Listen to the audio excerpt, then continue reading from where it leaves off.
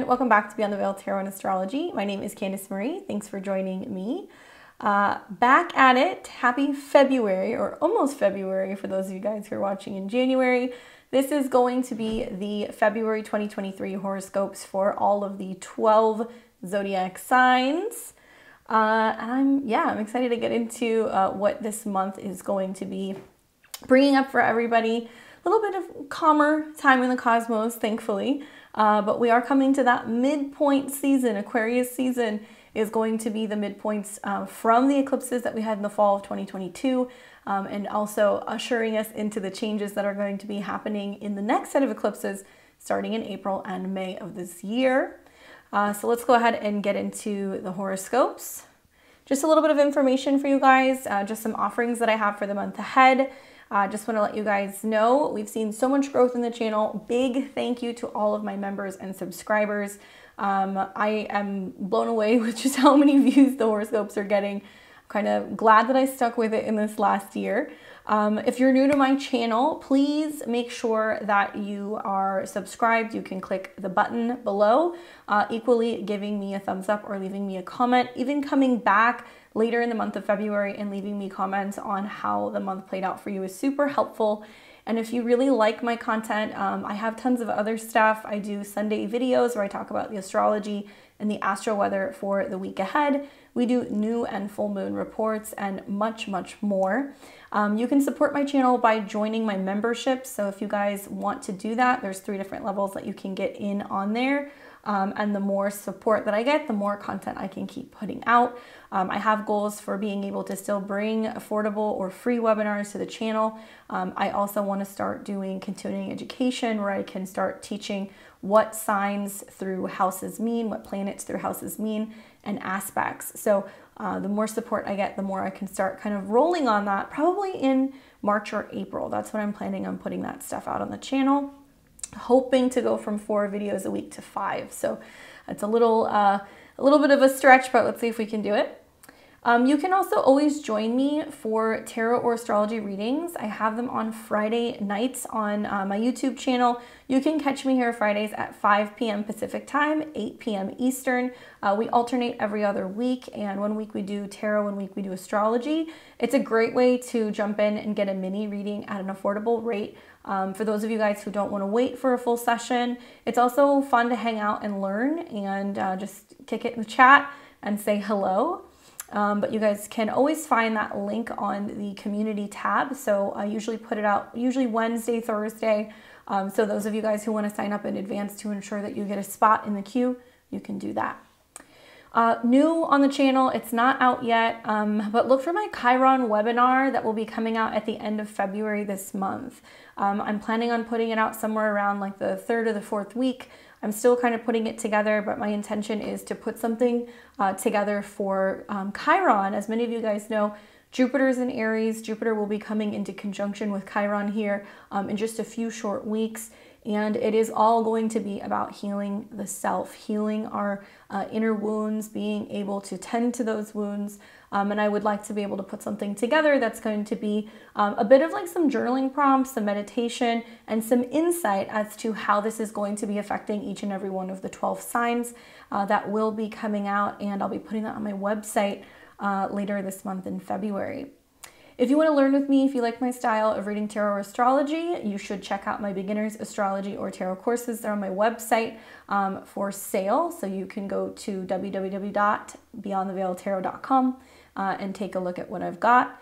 Equally, I do offer personalized readings. I've seen a lot of people in the comments asking if I am taking clients. I am. I'm currently booking in April and May of 2023. So you can go and check out my calendar. It's live. Solar returns, natal charts, Saturn return readings, synastry, election astrology, and much more. You guys can see my reports and also my live Zoom readings that I have with clients. All right, so I would like to start first by just kind of running through, touching on some of the transits that catch my eye this month. Those of you guys who are new to my horoscopes, I recommend taking a screenshot of this, or you can make a note of all of these dates. That way you're on the up and up with some of the bigger transits that are going to be taking place this month. There are more, okay? So you guys will see that in my February overview. This is purely just for the 12 rising signs. I'm going to talk about how these particular aspects are going to be playing out throughout the month, and I will touch on each one individually for the 12 rising signs, okay? So we're going to kick off the month February 3rd with the Sun in Aquarius with a square to Uranus in Taurus. This is uncomfortable energy. This is anything goes type of day. You may feel this plus or minus on each side of the third. Essentially, squares are pressure, right? It's the energy of Mars, so it pushes us to act. The Sun square Uranus kind of suggests that our ego is possibly in conflict with changes, and Uranus in Taurus is physical, material changes. The Sun in Aquarius isn't a fixed sign. Uranus in Taurus isn't a fixed sign, so this is where we kind of grind the gears. We have seen through transit recently, Venus came into that square with the nodes, and we will see other planets come into a square with the nodes as well. Similar energy, right? So just know that Uranus does not want to conform. It does not want to make change. And this is a closing square. So this is a 3/4 square from the Sun to Uranus in Taurus, which kind of suggests that out in the world, or in regards to our goals or our social groups or our friends, there is something wrapping up, closing out that maybe we're not aligning with, or that we have to let go of, and it isn't in alignment with our values or our material possessions, or just a difference of opinions on politics and money. Okay, so this is a day to definitely watch. On February 4th, on February 4th, Venus in Pisces will come into a square with Mars in Gemini. So this is interesting. We love Venus in Pisces. That ingress happened obviously later in January, just this last month. But Venus in Pisces, very magical, spiritual, sensitive, soft, receptive. Venus rules over relationships and money and harmony. And Mars, right, in Gemini, kind of witty, kind of snippy, but fun, playful.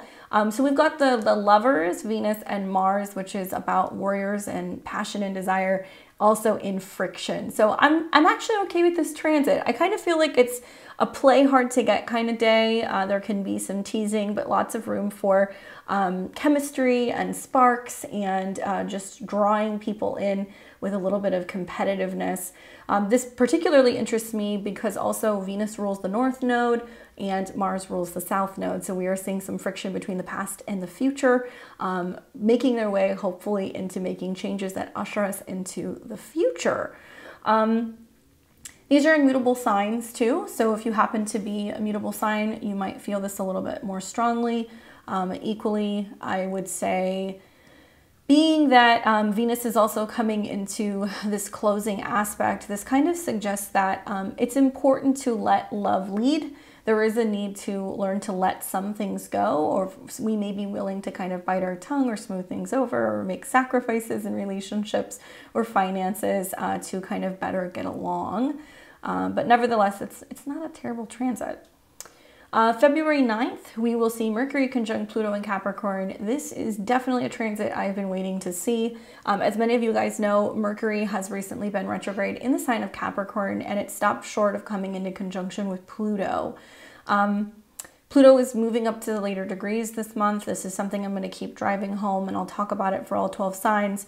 But Mercury, the messenger mind, right? Processing, travel, documents, coming into conjunction with Pluto, I'm anticipating could potentially be some very significant data or information dumps. But in your life, it could be things like intense conversation, research, digging to the core of an issue, uncovering some kind of information, finding out a secret, right? Any of these things. Because Pluto is the lord of the underworld, he is about death and regeneration. He's also about taxes and crime and all of the things that go on in the dark. So when we see Mercury meet with Pluto, this is going to be like a minds on fire kind of day. And you have to really look for the messages from Mercury as to where there's a power struggle potentially going on in your life, or a secret or something that's kind of just a little dark that we would really benefit from becoming aware of. On the 15th, just after Valentine's Day, and many of you guys will be feeling it on the 14th as well, Venus comes into conjunction with Neptune in Pisces. I cannot think of a more romantic aspect for a Valentine's Day, evening. But we're going to be feeling it, the couple days revolving around the 15th. So if you're going out to dinner, if you're doing something special with your sweetheart a day or two before or after, you're still going to get the sweetness of that. Exalted Venus in Pisces coming into conjunction with Neptune, one of the rulers of Pisces. Wonderful time to have like a great bottle of wine, like watch a movie, put together like a romantic slideshow, maybe go out on a boat with someone and just listen to music and have a great time. So I like the conjunction. There are some other sides to Venus conjunct Neptune. There can be potential issues with putting people on a pedestal or idolizing someone or something, and there is a potential to get swindled, okay? So just know that that kind of is there. And if I remember correctly, somewhere around the 14th and the 15th, we are going to see, I think, the moon in Sag, so there will be some squares. So especially when it comes to like traveling, there can be some challenges, flying, there can be some challenges, but for the most part, it's a very romantic aspect. On February 16th, the sun will come into conjunction with Saturn in Aquarius. And this is very important, okay? We have Saturn that will be changing signs soon. And I feel like the Sun-Saturn conjunction almost kind of like encapsulates all of the Saturn in Aquarius lessons that we have had over these last 2 years. While the sun rules about energy and vitality and rulership or joy, happiness, even creativity, as it comes into conjunction with Saturn, it is much more serious, okay? So there's a need to kind of buckle down. Obviously, the sun is in its fall when it is in Aquarius. So coming into that conjunction with Saturn is just going to be a much more limited day on tap. We may feel restricted as a result of this conjunction, and we also may find it harder to kind of be in happier kind of moods. On the 18th, we're going to see the sun then enter into Pisces, and Pisces season begins. So to those of you guys who are February Aquariuses, happy birthday.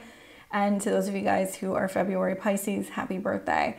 The sun moving into Pisces is going to illuminate where there is a need to release and let go of something throughout this next month. We will see that Neptune is going to stay in the sign.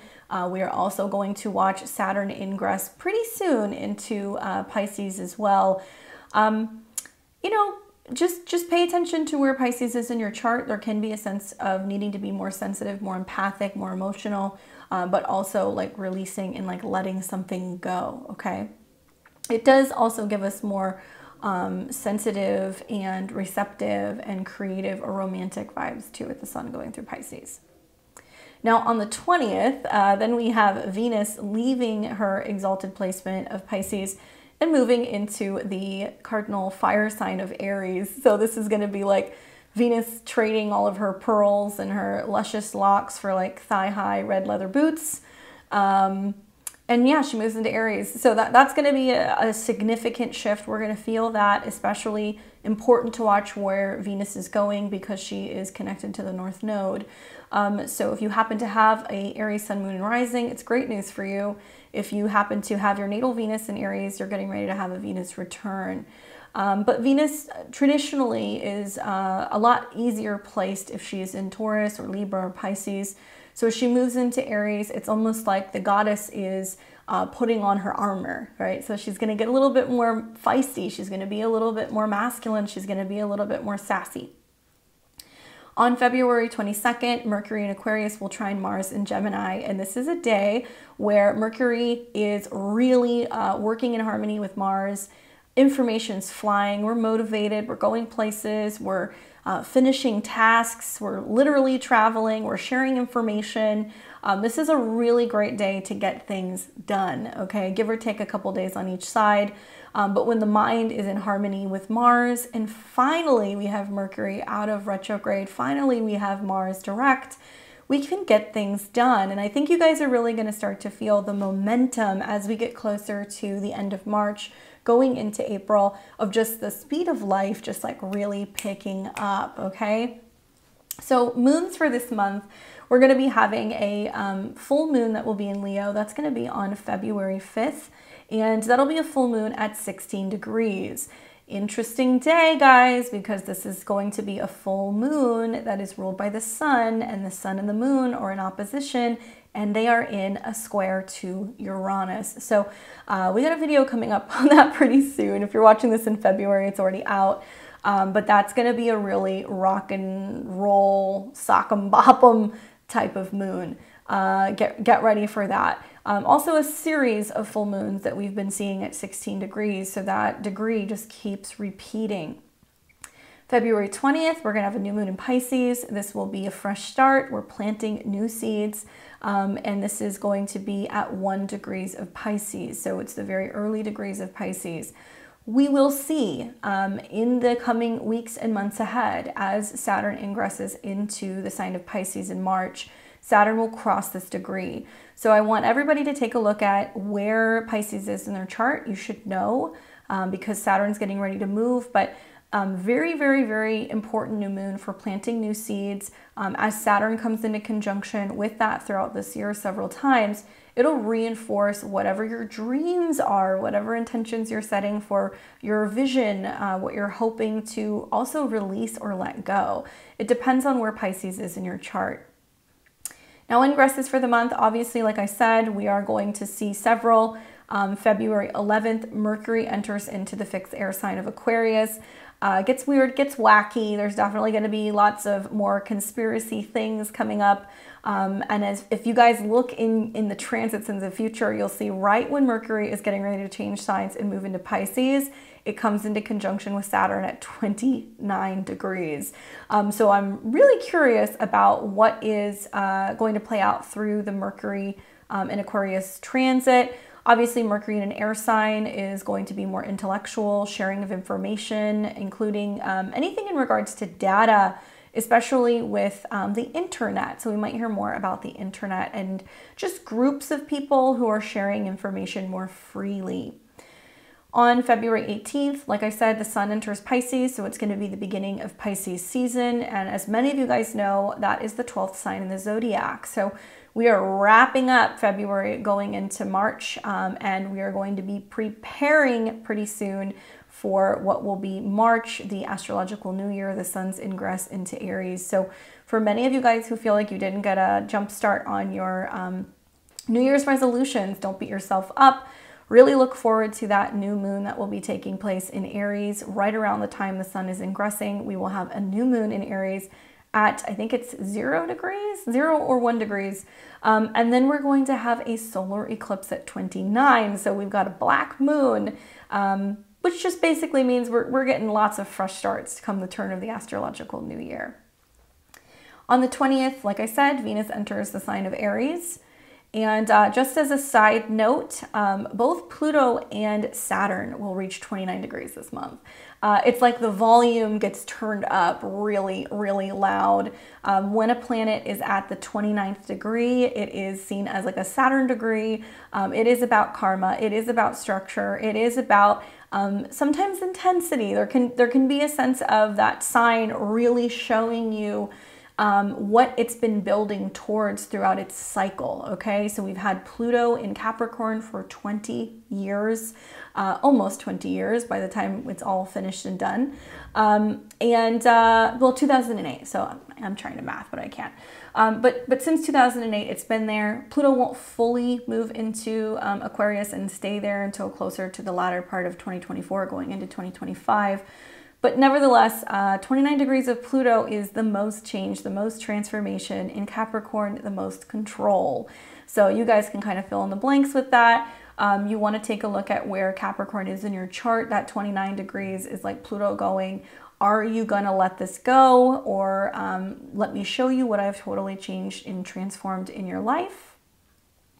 Saturn will reach 29 degrees also this month, which is already kind of like a Saturn-based sign. I'm curious to see what happens as outer planets are getting ready to ingress into new signs. when we see these outer planets in these late degrees, guys, and we see lots of outer planet contact, right? Mercury conjunct Saturn in the late degrees, Venus conjunct Neptune in the late degrees, Mercury conjunct Pluto in the late degrees. Oh, and by the way, all planets are direct. So we're finally going to start to see what's been going on in the world while all these planets have been retrograde, and how it's going to be manifesting in all of our lives. Now, that doesn't need to be scary and ominous. What is going to happen is going to happen. But when all planets are direct, which is not rare, it happens, but it's only going to be happening for a few short months. It's like we have green lights, full steam ahead. So those of you guys who are wanting to start new businesses, launch things, if you're wanting to relocate, if you're wanting to change jobs, whatever it is that's new, like that you want to get moving, having all these planets direct between now and the beginning of April is a really, really big supporting factor in seeing some of these things all the way through. So you guys want to get out there, you want to get active, you want to get things done. I understand if some of you guys want to wait until next month, that's totally fine. Just keep in the back of your mind that there's really nothing that's holding you back from being able to create change right now. Don't let these planets at 29 degrees psych you out. They just want to make sure that you're going to pass the test as a result of them being in that sign for so long, okay? All right. All right, so without further ado, let's go ahead and get into the February 2023 horoscopes for each and every one of the 12 signs. As always, listen for your rising sign followed by your sun and your moon predictions. This is going to be tropical Western predictions for all 12 signs, and I'm using the whole sign method. If you like to use Placidus, totally cool. Just make sure that you take a look at where these planets are moving and how it resonates with your Placidus chart. Some of you guys are going to have to actually know the degrees on the house cusps as you see these conjunctions taking place, okay? Refer back to that slide that I gave you that has all of the transits that are taking place. Or if you guys want an astrological calendar, mine's on sale on my website. You guys can pick that up. Click the link below. I've got a digital version and a printed version, and it has all kinds of recommendations, including crystals, incense, working with oils, rituals for the month ahead, and I do a profile on each and every one of the zodiac signs. I make it easy for you. One other thing, if you're into listening to your progress chart, you can do that as well. I've gotten lots of really great questions from people who are asking what this works with. Whatever you want, choose your own adventure, okay? All right, so let's go ahead and get into the 12 signs. All right, so this is going to be for my Aries and Aries rising. Welcome to February 2023. I hope you're doing well. The month is going to kick off with the sun in Aquarius coming into a square with Uranus and Taurus. So this will be on February 3rd. And for the sake of moving the chart, I can't move the chart. I can either get the marker or I get to move the chart. So I'm going to be showing you guys the marker. So you guys are going to have to take a look at how it's moving, but pretty much everything for the most part is roundabout in its sign. We're just going to see Mercury and Venus change. All right. So we've got the sun in, here we go. Sun in Aquarius coming into a square with Uranus in Taurus, okay? So what's going to be happening for you here? The sun is lighting up your 11th house, putting an emphasis on groups, friends, organizations. The sun rules your pleasure and also children and having fun or romantic partners. Also speculative stuff like gambling, taking chances. And it's coming into a square with Uranus in your second house. So things you want to watch for is like friction with friends and money, spending habits and socializing, going out and doing things. Uranus also rules your 11th house. So it's interesting to see the sun move through here and square Uranus. If you have children, it can be a time where they're just, you know, kind of being a little rambunctious, having some issues with friends. If you have to present or work with a group or do anything of that nature, there can be a sense of feeling like you're just putting in a lot of work and effort and maybe feeling a little frustrated that you're dedicating so much time to other people and you may be questioning whether or not it's paying off, right? So this is a quick moving transit. It's not going to last long, but just keep in the back of your mind that it can be a day where you want to be careful when it comes to spending, especially with other people or with groups, okay? Also, like purchases online or the internet, I wonder if this is going to be you making big decisions about like subscriptions and what you're willing to invest your money into, to belong to, or to subscribe to online. And Equally, I think that it can be an opportunity for you to show some of your talents with other people, and it can be really pushing you to put yourself out there and show other people what you're capable of creating, okay? But it's an anything goes day. February 4th, Venus in Pisces comes into a square with Mars in Venus. So here we go. Venus in Pisces comes into a square, hello, with Mars in Gemini. That shadow's still getting me. So here's Venus in your 12th house in Pisces. It's a nice transit. This is a romantic transit. It is bringing you more inspiration. It's bringing you more time with nature. It's giving you the opportunity to travel, study if you want, you know, anything spiritual. And Venus is connected to relationships, and it's also connected to your resources. So throughout this Venus transit, you may find that it's just prompting you to be like, you know what, I just want time away with my significant other, or I want to go and be focusing on like spiritual work, visiting temples, you know, visiting retreats, especially that involve water. But when Venus comes into a square with Mars, which rules your chart, Mars and Gemini in the 3rd, it's actually nice. It's a little friction. Like there can be flirtiness. There can be a sense of sending some kind of sassy and sexy texts. There can also be a sense of just wanting to get away and go and do something with a romantic other that's giving you the opportunity to just have time behind the scenes. 12th house can be also spending more time, you know, watching movies, being in bed, being creative. So there's something that's prompting you to want to do more of that. And I like that. Maybe you're just feeling like what you need to kind of keep things fun and keep things interesting is just to get out of town quickly for a weekend. On February 9th, you're going to see Mercury conjunct Pluto in Capricorn, and that's happening in your 10th house of career.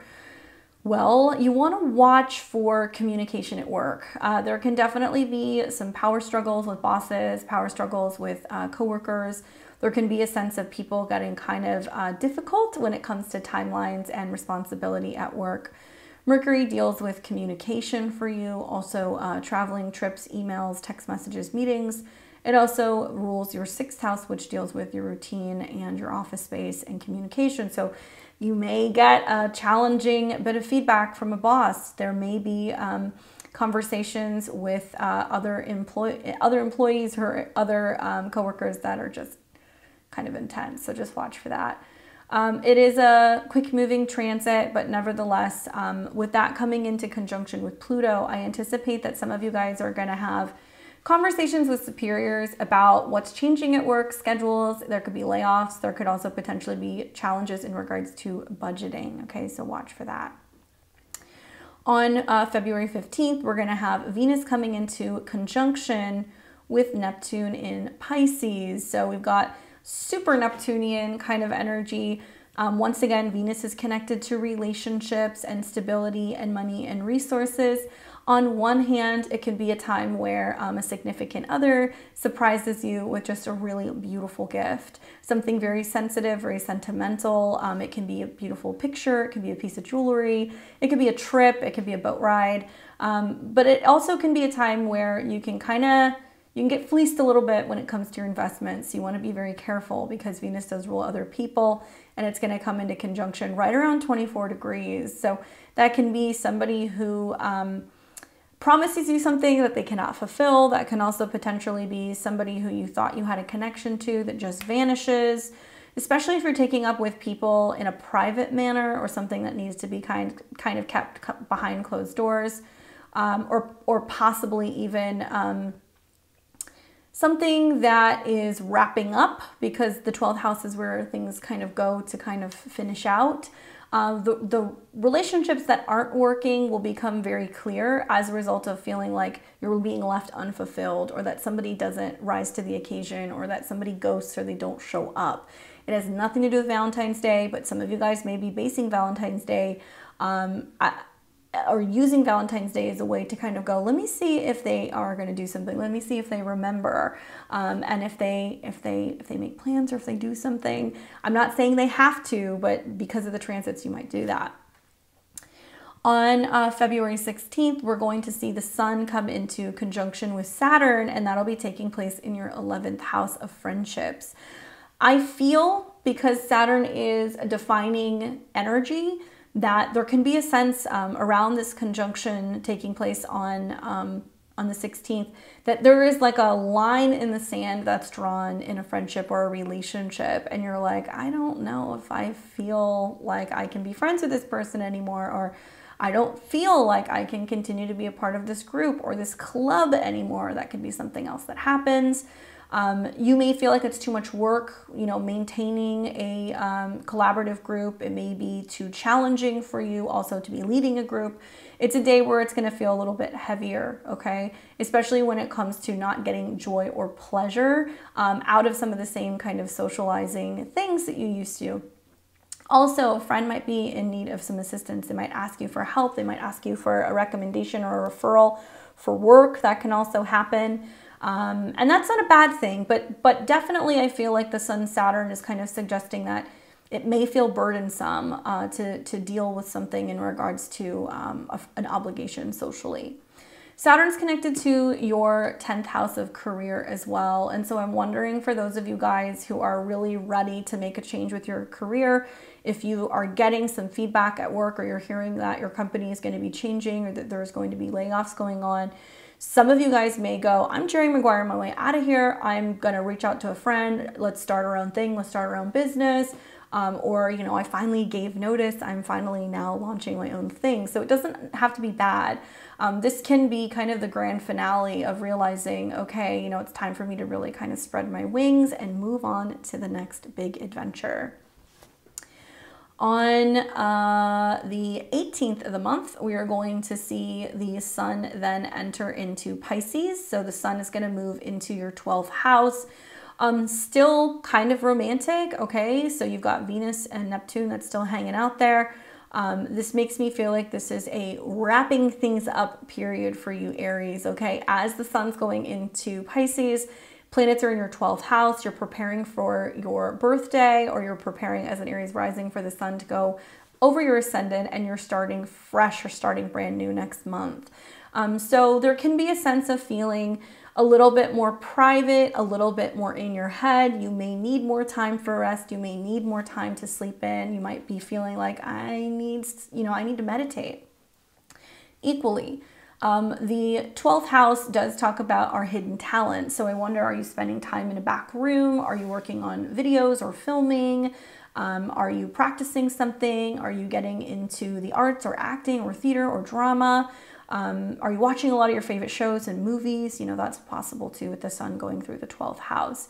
Just watch for the lower energy, because you're also going to see pretty soon, you'll have that new moon in your 12th house. And that's about setting intention spiritually for, you know, the work that you're doing behind the scenes, and connecting also to your higher self.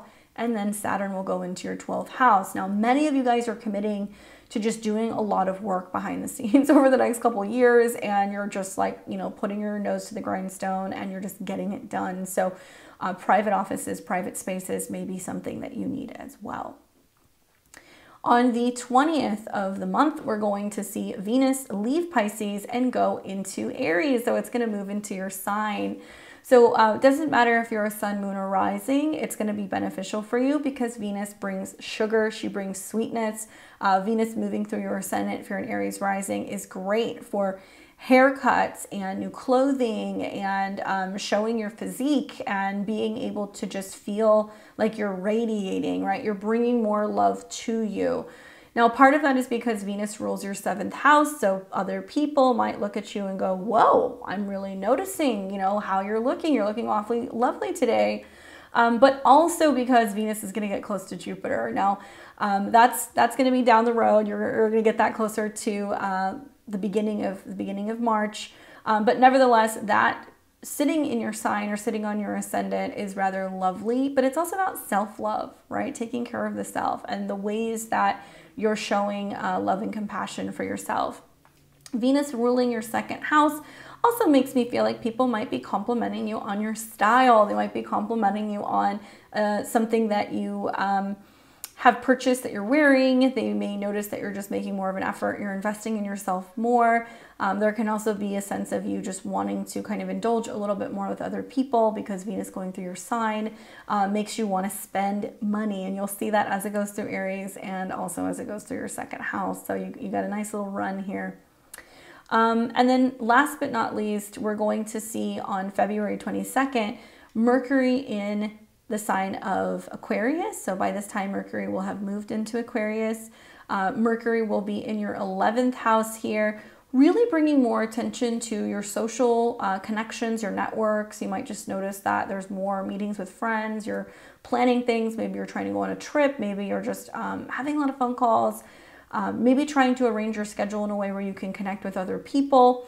You're going to have Mercury that will trine Mars, which we know is important because Mars is your chart ruler. So Mars in the 3rd house is finally direct in the sign of Gemini. So if you've been wanting to move along with, moving, if you're wanting to write something, if you want to learn something, if you have been planning on purchasing a car, things like that, you can start to move forward now. And so it's going to be really nice to see Mercury trine Mars, because if you need a friend to help you with a scheduling issue, if you need to hire somebody, if you're seeking out some kind of support for setting up a website or editing something or traveling, likely the Mercury trine Mars will support you in that, because Mercury is going to be about people who you can connect with. It's also going to be about providing you with assistance. So ask your friends for referrals, ask your friends for support. If you're open to doing a little bit of traveling, it might mean that you have to kind of call some friends up and make some plans. But nevertheless, I think you're going to be excited and really incentivized by going and doing some things that are going to kind of make you feel more active. Certainly Jupiter in your sign is helping you do that as well. And you're really going to start feeling the Jupiter sextile Mars, where you're just adventurous and you want to learn and you want to get it all done. And you're kind of like the Energizer bunny the closer that you get to the end of March next month. Okay, so let's take a look and see what the tarot has in store for you. I'm going to pull a card and let you know what the focus is going to be for the month ahead. And I'm not surprised. You got the Lovers card. Cool.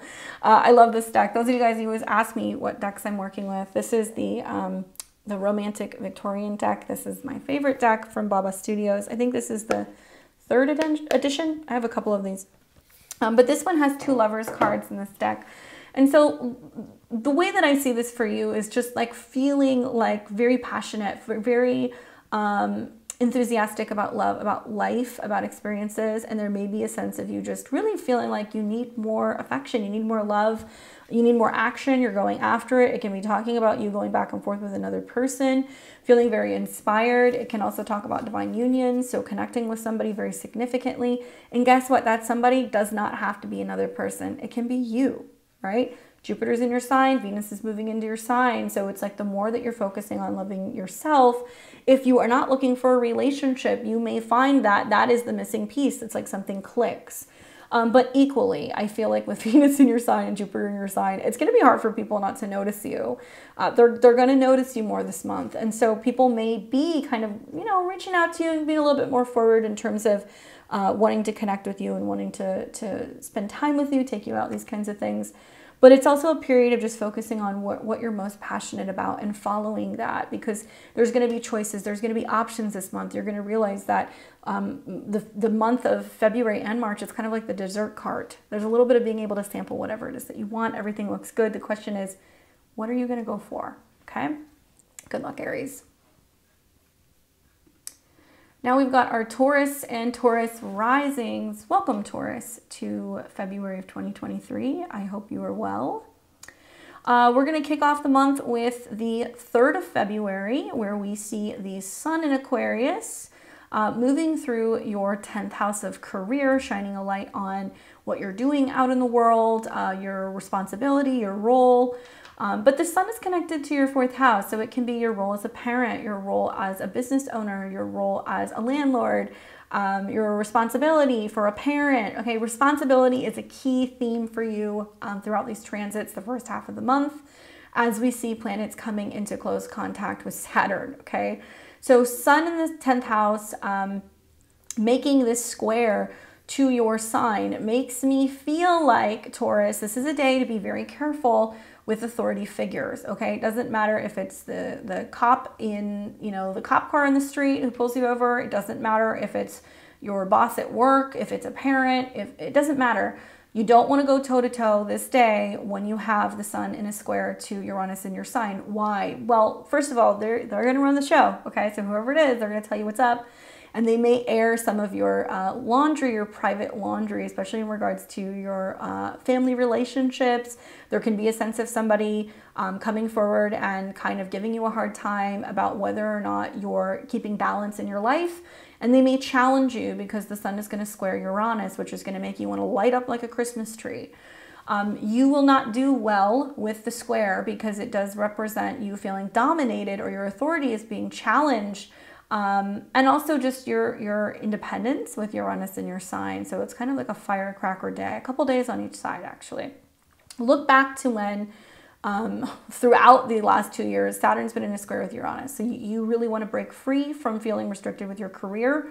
You've seen Venus square that recently. So the sun coming through the square and Uranus coming through the square, it should not surprise you, some of the stuff that's going to start happening. So watch for the pushback.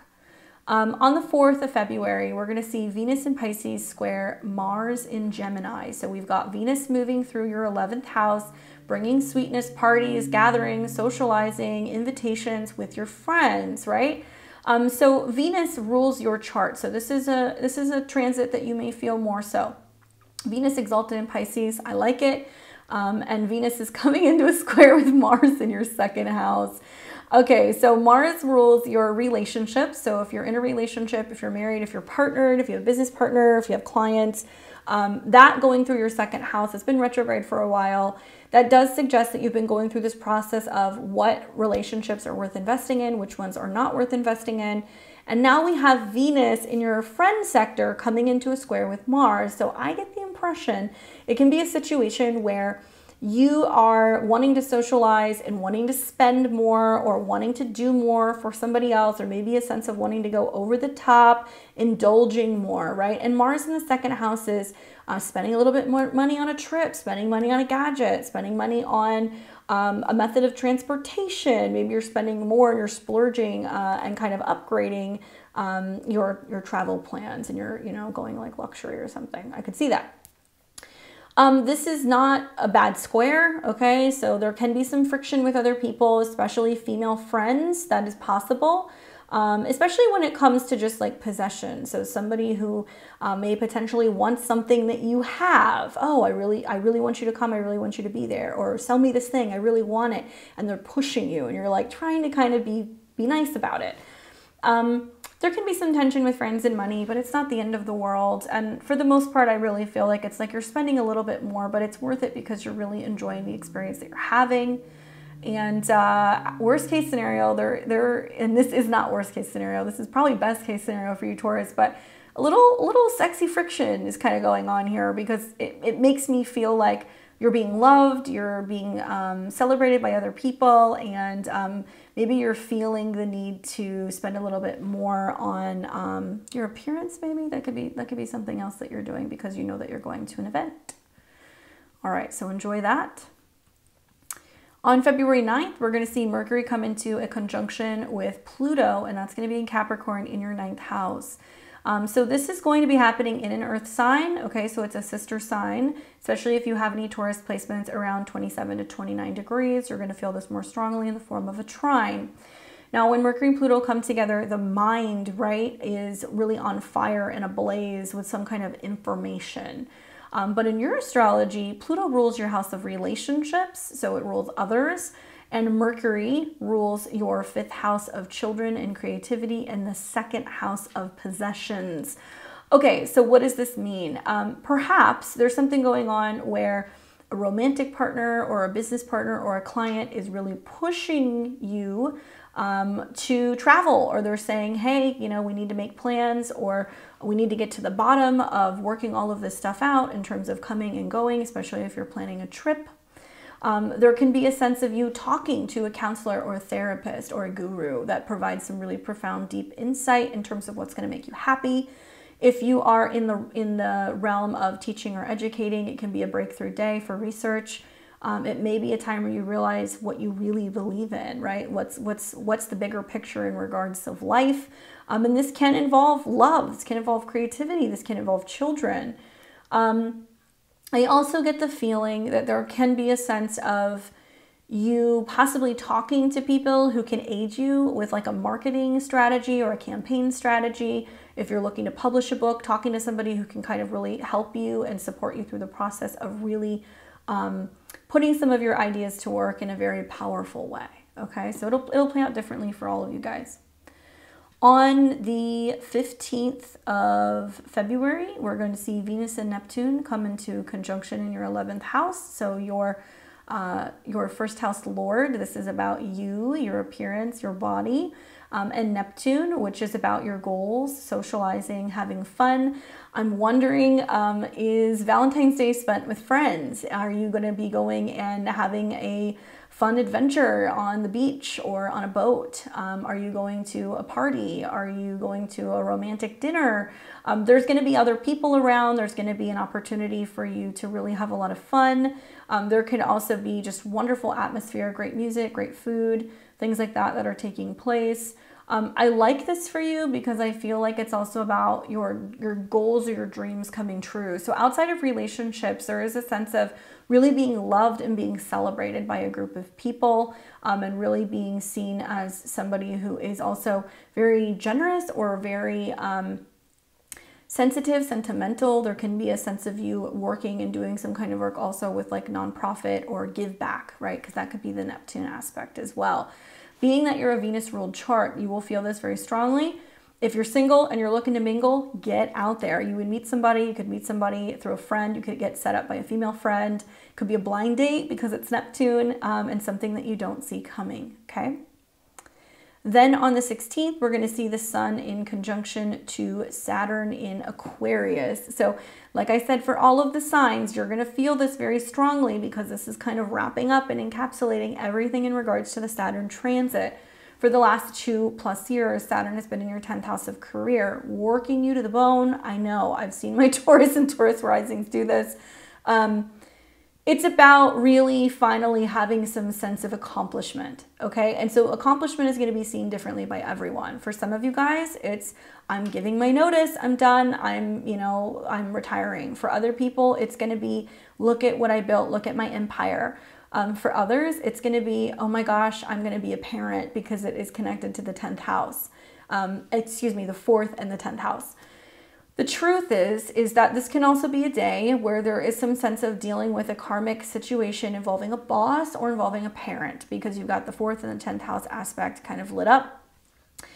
I'm feeling like this is also very connected to the Sun square Uranus. For some of you guys, it's shocks and surprises. Oh my gosh, suddenly I'm going to be a grandparent. Suddenly I'm going to be the new CEO. Suddenly I'm, being thrust into, having to give a presentation in front of, the boss, whatever. There's something like that. And you're just thrown in the spotlight and you have to just get the show on the road.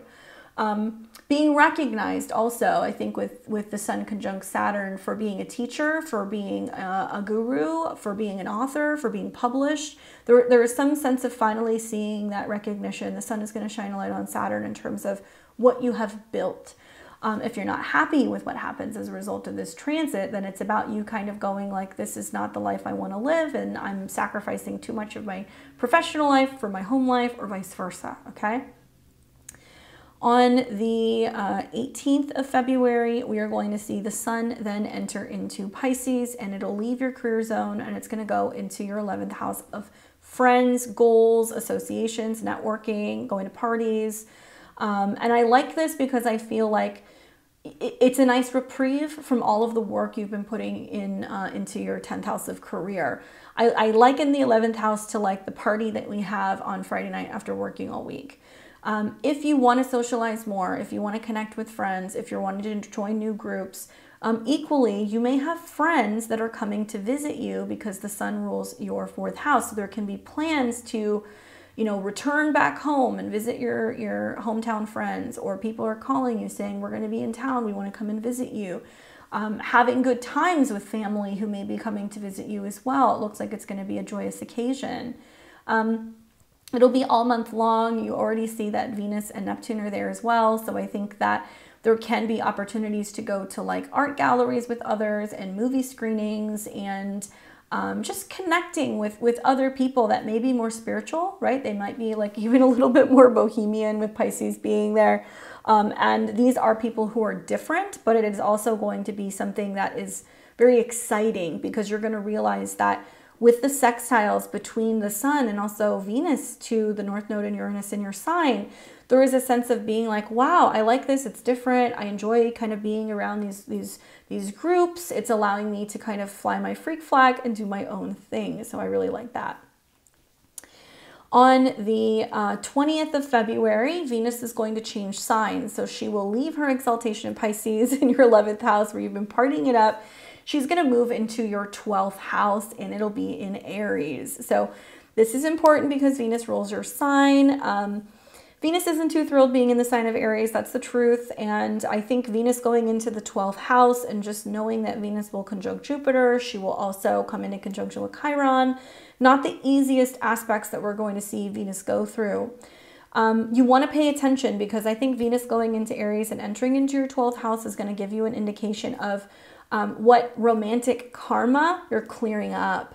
Venus in the 12th can be spiritual, but I wonder if this is about you adding a little bit more time or dedication or devotion to something privately.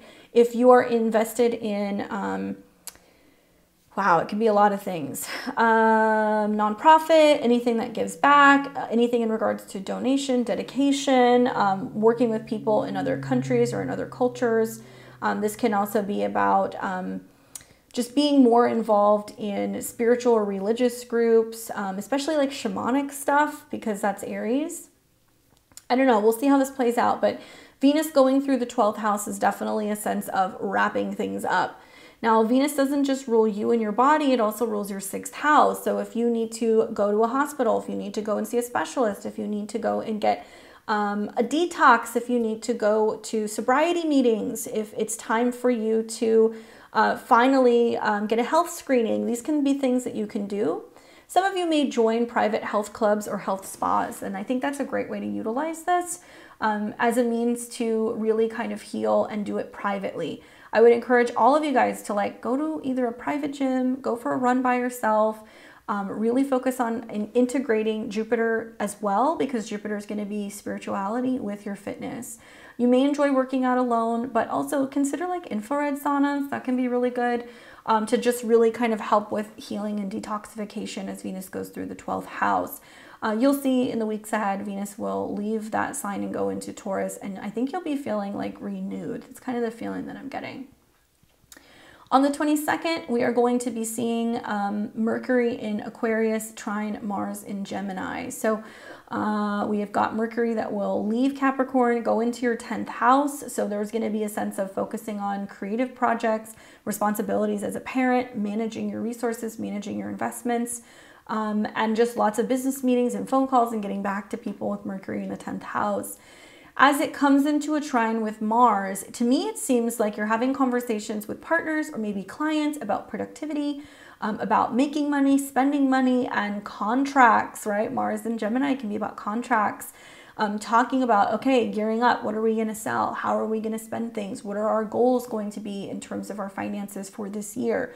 Very, very productive day or two on tap in terms of being able to reach a lot of people, reach people and put something out there or sell something and be able to bring in more resources.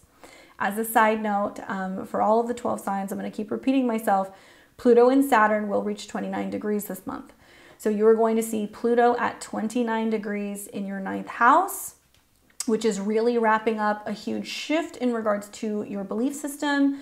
Maybe you're completing a higher level of education, you're getting ready to graduate, maybe you are totally transforming something in regards to your philosophy on life, on your career is changing. Pluto rules your 7th house of relationships, and so I think Mercury and Pluto coming in a conjunction is making you realize, wow, this is what life can be, right? It doesn't have to be limited, it doesn't have to be difficult, it doesn't have to be heavy.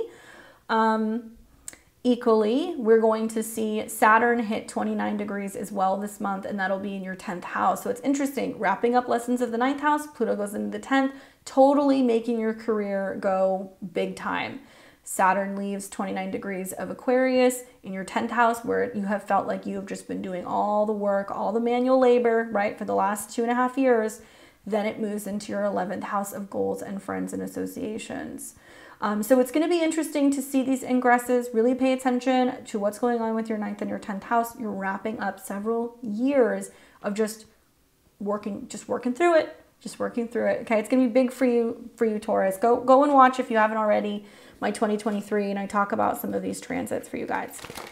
Okay, so let's see what the cards have to say for you for the month ahead and what you may be anticipating. Oh, there we go. Sorry about that.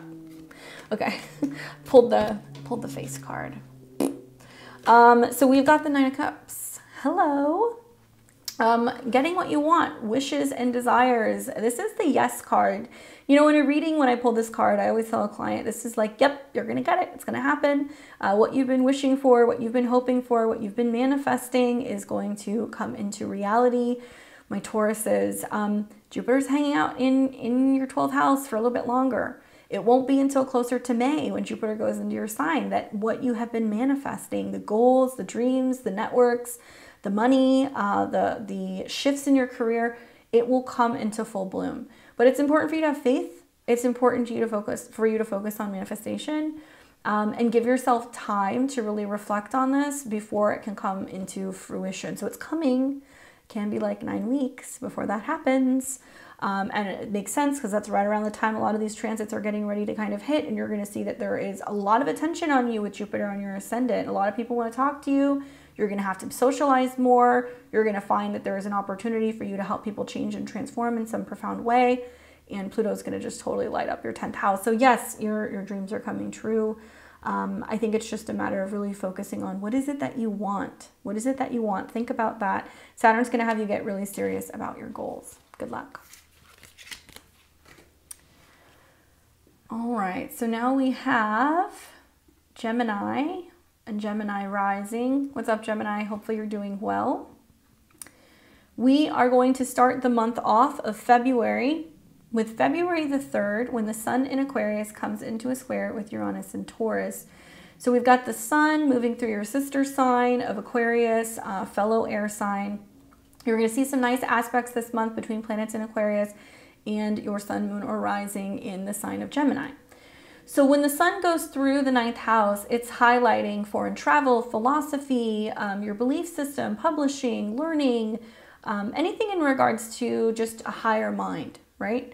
And the sun is the ruler of your 3rd house. So perhaps you are traveling, perhaps you're getting tickets, you're planning trips. There can be a sense of also you having to like sign important documents, legal documents, and needing things that make it possible for you to complete your education or travel. This can also be an important time where you're having conversations with mentors, gurus, teachers, or even legal aid. Now, on the 3rd, the sun will come into a square with Uranus in Taurus. So Uranus and Taurus in your 12th house is where something is waking up for you. Spiritually, you're feeling a little bit unsettled, but you're also peering into the future, right? You're starting to kind of realize like, wow, what I thought I believed and what I'm realizing I believe are now kind of coming online. There's some changes in your faith, your philosophy, your religion, your spiritual practice. Both the 9th house and the 10th and the 12th house have connections to higher education or foreign travel. So there can be a sense of needing to get legal stuff in order so you can relocate, needing to get documents so you can travel, needing to finish courses or classes so you can graduate, and just an upgrade that's happening with your beliefs. However, the sun square Uranus is an anything goes day. So there can be something that happens unexpectedly out of the blue. I'm guessing this is like in the world. This is how you respond to what's happening in the world. And you hearing about global events, or you hearing about things on the news, or you hearing about global events on social media, and how you respond to this. I think the 9th house is great for prayer. I feel like if you're having difficulties feeling settled, if you're dealing with anxiety from the square, get grounded, get out in nature, take time to kind of meditate, get time to pray. And that's really going to kind of help you keep the faith. But this is an anything goes day. And it's going to be unexpected conversations or information that's going to drop. It might also be like a trip that you take that really opens up your belief system and changes your philosophy. Maybe a book, a podcast that could do that as well. On the 4th of February, we're going to see Venus in Pisces square Mars in Gemini. So we've got Venus moving through Pisces and its exaltation in your 10th house. really great for just receiving a lot of love at work, a lot of recognition, you know, people really supporting you, especially in terms of your creative projects and your vision. Why is that? Because Venus rules your 5th house of creativity, romance, lovers, children, as well as the 12th house of hidden talents and behind the scenes. So especially if you're in the creative field, or if you work with children, or if you're in the nonprofit world, or if you work with like film or media, there can be a sense of like, finally, some of the stuff that you've been working on behind the scenes is coming into light, and you're presenting these things, or you're showing these things, and you're getting photo or film developed, or you're editing pictures, and it just looks fabulous. But with Venus in a square to Mars in your sign, it makes me feel like there is a sense of, maybe you see a photo of yourself, maybe you get a review, maybe you get some feedback. Somebody says, this is amazing. You have done so well. It looks great. You have come so far. Like, somebody's giving you love. And with that Venus square Mars, it's incentivizing you to go, you know what? I'm going to keep it up. I'm going to keep going. So that motivation, like whatever it is that you were told, is going to make you feel good about some of the hard work you've been doing. Equally, it can be people really seeing and recognizing the fact that maybe you're feeling a little bit more rested, better kind of grounded. There is a sense of you, maybe now that Mars is direct, you've been working out a lot, or you've been taking better care of your health, and somebody says, hey, you look great, and you're like, okay, it's showing. So it's going to incentivize you to want to do more. Mars rules your health and your coworkers. It also rules your goals. And so I feel like there are people who are going to be cheering you on, basically, as a result of whatever you've been working on. This can be fun, competitive too. This is competitive with people at work, or this can be competitive with friends, and just kind of a little bit more flirty out in the world. On the 9th of February, we're going to see Mercury come into conjunction with Pluto, and boy, oh boy, is this important, because Mercury is the ruler of your chart. So Mercury rules your body, and Mercury also has connections to your home and your family, okay? So this is what you do, and this is how you feel, or what goes on behind the scenes. There is going to be a conjunction with Pluto in your 8th house of joint resources. I feel like this is a day where there's going to be like a bit of a meeting of the minds, possibly with you and a partner, or with you and a family member, about spending habits, getting ahead of debt, paying something off, paying off a loan, you know, applying for a loan, getting honest about what you can or cannot afford, right? These might be things that are coming up. This can also be you that's saying, you know what, it's time for me to go and see if I can undergo a surgical procedure, if it's going to be okayed by insurance. It's the other way that I look at it. Trying to see if possibly, you know, you can get other coworkers to put in a good word for you, so you could potentially, you know, get a review and get a raise. That's the other way that I look at it. The 8th house is other people's resources. And in the sign of Capricorn, it's either business related, it's about long-term strategizing and planning when it comes to your career. It can be a wonderful time also to just go and talk to somebody about completing your taxes, getting it done, contributing to your 401k, all of that stuff, especially retirement. That can be very Capricorn. Then we're going to have on February 15th, Venus will conjunct Neptune in Pisces. So super romantic. I love this because we have an exalted Venus in your 10th house of career. We know how that's playing out for you. Could it bring love in the workplace? Yes, it could. But it would be private, okay? So I could see like there being some crushes on bosses, or some crushes on clients, or people that you're just like, I can't talk about this at work. That is possible because Venus has connections to the 12th house and also Uranus.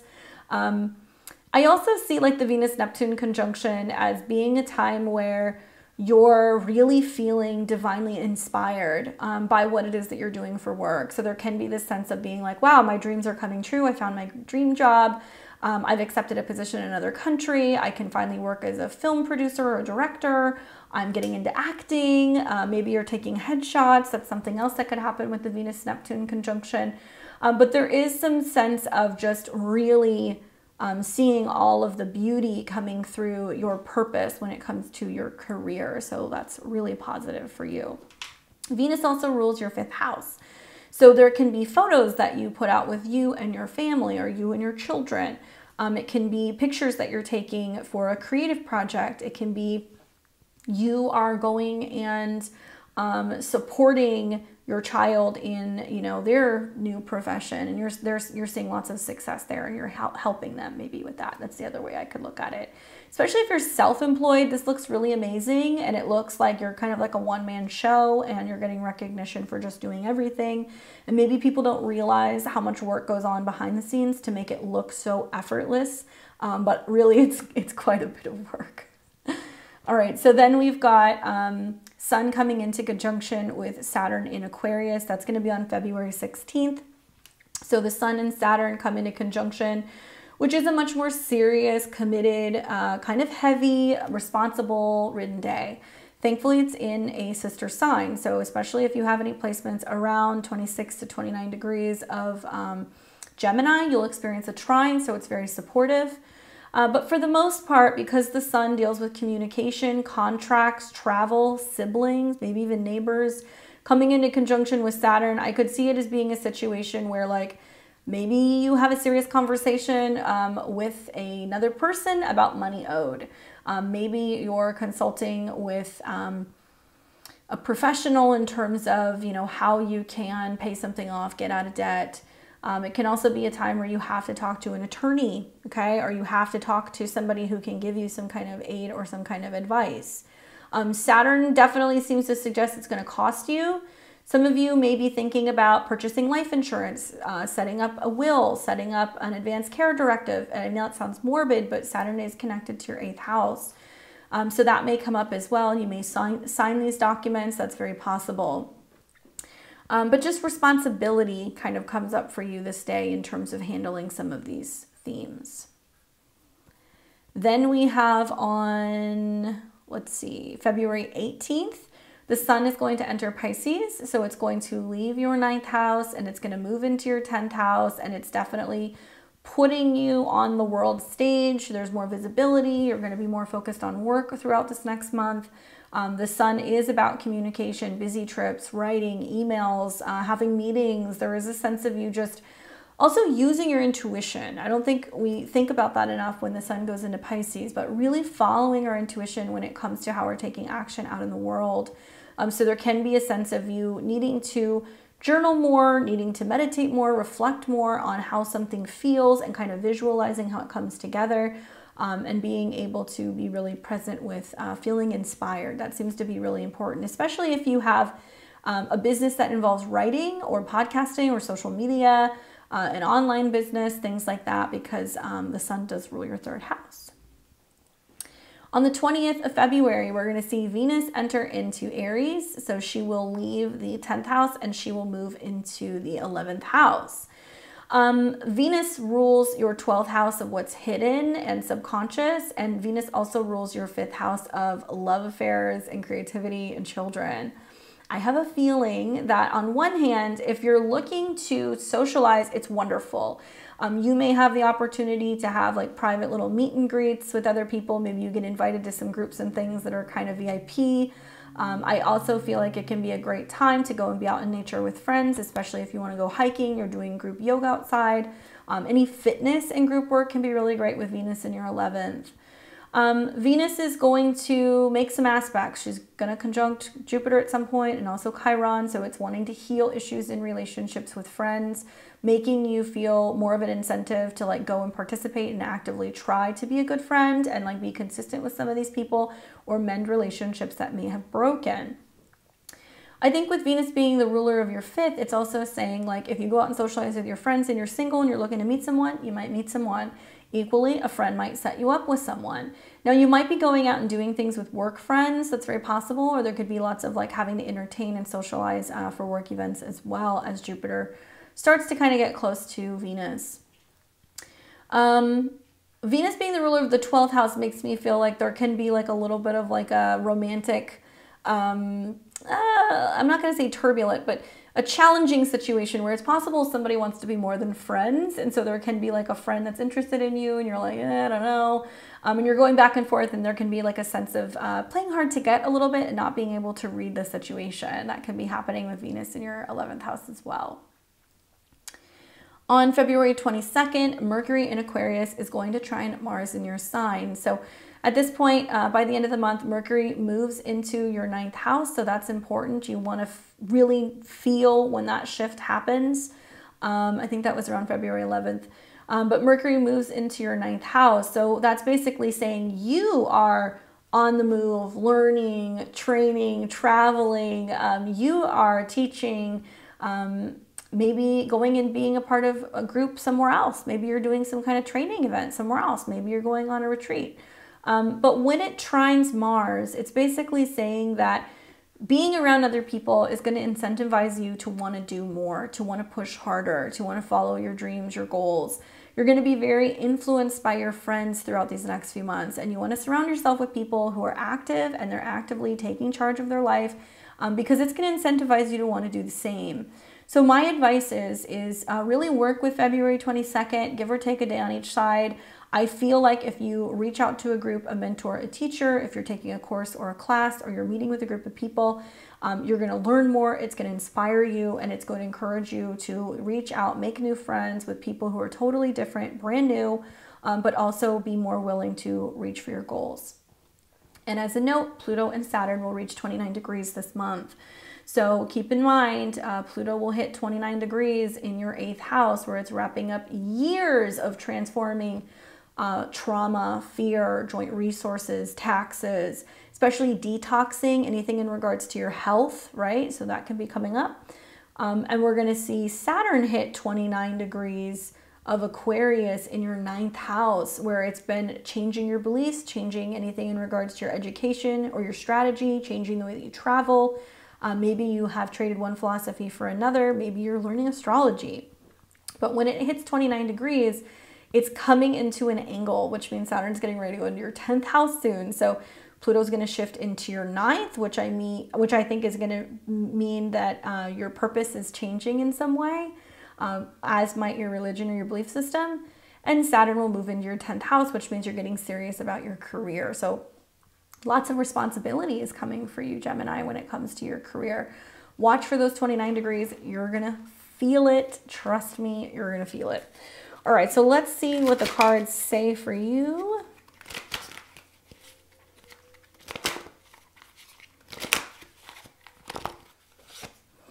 And the card that I get is the Six of Swords.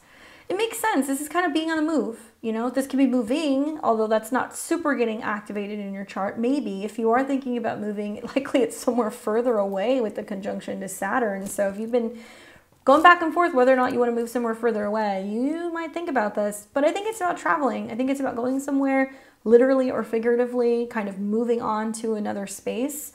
The Six of Swords for me is like the limbo card. So it's kind of like, okay, we're going on to peaceful, places. Things are going to calm down. Things are going to get easier. But it can also mean that you're leaving something behind that you no longer believe, or something that you no longer kind of apply to your life. Literal moves and relocations come up with this card. So keep in mind that if you've been thinking about that, it is possible. But I think for the most part, it's like a graduation of sorts. And that could literally be the case with Saturn leaving your 9th house. You're graduating from, one career to the next, from one degree to the next. You're graduating from one lesson to the next. So just realize that over the next 6 weeks, there's going to be a lot of change. You may feel like you're in limbo, but things are actually going to calm down quite a bit for you. Good luck. Now we've got Cancer and Cancer rising. What's up, Cancer? How's it going? Welcome to February of 2023. We are going to start the month off with February 3rd as the Sun in Aquarius comes into a square with Uranus and Taurus. So we've got the Sun moving through your 8th house, shining a light on your karmic entanglement with other people, who you owe money, who owes money to you, taxes, anything in regards to relationships that are changing or transforming, joint resources as well. Really interesting to see your 2nd house lord in the 8th. So there's going to be lots of talking about what you need to pay off, what you need more of, who you need to pay back. These things will come up, especially in regards to friends or sudden expenses, okay? Equally, the 8th house is about psychological change. So there's changes going on with your relationship to money and resources, how you deal with things coming and going. But it doesn't just have to be about physical things because it is in an air sign. It can be about changes in friendships, changes in relationships, okay? The sun in the 8th house is shining us a light on the shadow side of like what you do with your resources, where it goes, these types of things. Now, the sun coming into a square with Uranus is pretty significant because it tells me that when it comes to your spending habits, other people and friends or goals, something's not like meshing well. So I've said this for a few of the signs. I'm going to say it for you as well. Friends and money, or friends and relationships, sexual relationships, don't mix well with this transit, okay? So if there's complicated sexual or romantic things with friends or groups or financial things, there can be some upsets. Sun square Uranus is an anything goes day, so it can be a time where suddenly you find out you are owed something, but suddenly you find out that, you know, you get a check for a refund, or you get reimbursement, or somebody gives you something. So there is this kind of give and take energy that's a little staticky. Then we've got on February 4th, Venus in Pisces comes into a square with Mars in Gemini. So we've got Venus moving through the 9th house, where perhaps you are focusing on spending more money, bringing more art or beauty into your home, because Venus is connected to your 4th. It is also connected to your 11th. So maybe you're traveling to go and meet a female friend, or you know, wanting to get together with a female relative. It can also be a sense of you trying to book a vacation, going on vacation, going somewhere, trying to take a course and meet with other people, because Venus has connections to your 11th house. Now, Venus in the 9th house loves like books and classes and courses and teachers and gurus, especially metaphysical things. So that might be something that you're feeling very drawn to throughout this month. Now, Venus is going to come into a square with Mars. So we've got Venus, your 4th house lord of home, family, in the past and goals, and Mars in the 12th house, which is the ruler of the 10th. I'm kind of getting the impression, if you like work with a friend, if you are relying on a friend, getting support from a friend, it's almost like something is maybe coming to an end. Like there is a sense of being like, okay, I'm not going to be hiding anymore in the dark. I no longer feel like I need to be limited when it comes to showing my talent to the world. I'm finally ready to break through. And there can be a sense of there being some friction with your goals and what you're hoping to achieve for the future of your career, and like friends that might feel disappointed, or family that might feel disappointed because of the square. The other way that I could see this is that you have dreams and inspiration for being able to do more creative work, and you need a place to work, or you need a place to kind of work on some of these projects, and like maybe a friend or a family member come through and they're like, hey, I've got a space, I can help you with that. This is not a bad square, so don't worry about that. It does create more opportunities for fun and sexual pleasure, and maybe feeling like sporadically you're going to book a trip or you're going to go somewhere, or if somebody happens to be visiting you, you could be spending time with them as well. Then we're going to have on February 9th, Mercury will conjunct Pluto in Capricorn. Okay, so we're going to have Mercury moving through your 7th house still. Recently, you've had a retrograde there. It looks like there's been some miscommunications or back and forth with clients, with business partners, with romantic partners. Somebody's been going back and forth, changing their mind, being like, I'm interested, I'm not interested, I want to be with you, I can't, let's get back together, I'm scared, I don't know how to change. Something like that is going on. And it's kind of annoying, honestly, because Mercury rules your 12th house. And it's almost like all of your subconscious concerns are finally getting aired out in a relationship, and it's coming to the surface. Look for, with Mercury coming into conjunction with Pluto, an intense heart-to-heart conversation with another person. This can be a sibling or a relative. This can be a neighbor. They can be kind of threatening. They can be kind of mean. They can be kind of nasty. But it can also be like having a necessary conversation with a relationship partner and being like, look, this is what I'm afraid of. This is what I've been suspecting. This is what's bothering me. Like, what's going on? Can Mercury Pluto be the kiss of death in some relationships? Yes, it can, because it can be a time where you finally kind of uncover or realize or confront something that's been not working in the relationship and that has been toxic. Okay, so if you need to do that, you'll do that. But it can also be a time where you uncover information from a gadget, phone, an email, something that you see and you're like, oh my God, like I have to talk to this person about this thing. Like this really drives me crazy. This is not okay. So just watch for that and do not put up with mental manipulation, games. Other people can project that onto you in your 7th house and they can kind of gaslight you. So just be careful and watch for that. On February 15th, we're going to see Venus come into conjunction with Neptune in the 9th house. So exalted Venus, we've got Venus also in a water sign. So being that you are a Cancer, Sun, Moon, or Rising, we're seeing some nice aspects between your ascendant, the South Node, and Venus. Emotional, sensitive, watery, right? That's what we see. Psychic, empathic. Venus coming into conjunction with Neptune, right? Neptune rules the 5th house. Venus rules the 4th. Are you traveling and going away to be by a boat or a lake house? Are you going on a trip and are you going to be hanging out on the beach? Are you going to a foreign place? Does family have property in another place where you can be by water? It can be really therapeutic for you. Equally, this can be a time where a very significant person from your past kind of comes back that can help guide you, especially when it has to do with your belief system. So you may connect with like somebody who is really spiritual or religious, who can give you insight in how to navigate things that are going on in your personal life. This can also be fun for like going on a trip with your friends because of Venus's connection to your 11th house. So equally it can be, you know, going and traveling and visiting somewhere that you're spending time with like a female friend, or somebody who's culturally different, or somebody who's maybe even like international, you know, coming in to visit you. That's another way that can play out. On the 16th of February, we're going to see the Sun coming into conjunction with Saturn in Aquarius. So this is encapsulating all of Saturn's transit over the last 2.5 years. You have learned where there is some karmic thing going on with other people. People that want money from you, people that owe you money. There can be a sense also of conflicts over land, possessions, right? That you're going back and forth with, something that you feel like is owed to you. The Sun is going to highlight with its conjunction to Saturn whether or not you are still feeling indebted to this person or this situation. Keep in mind, Saturn rules your 7th house. So for the Sun-Saturn conjunction, it's like, do I let this person go? You know, is letting them go making me feel like I'm losing something very valuable? That can be something that can come up and difficult to part with. Saturn is definitive, it's boundaries, okay? So there are boundaries going on with other people and your connection. It can be a time where the bank says, no, you do not get the loan, you don't get the credit card. Where the spouse says, no, I'm not going to merge our accounts.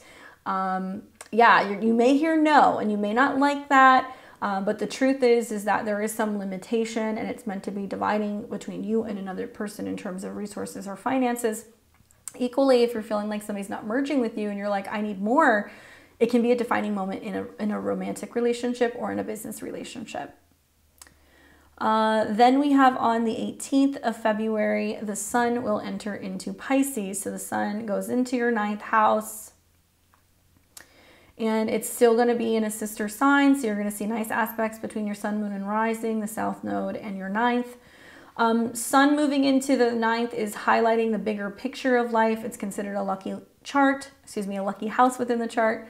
It can tell me that you're going and getting advice, legal advice, or you're going and getting advice from a mentor or a guru in regards to your money, your possessions. It can be also highlighting the fact that you want to travel. So going on a trip, getting on airplanes, going places, especially foreign shores, or possibly even starting school, starting publishing projects, teaching projects. It will highlight all of that. And it's also really strong for anything in regards to advertising and coming up with campaigns. On February 20th, Venus is going to enter into the sign of Aries. So Venus will move into the 10th house. This is going to be interesting because, like I've said, for other rising signs, Venus will come into conjunction with Jupiter, which will magnify things, and Chiron, which is going to open up a wound.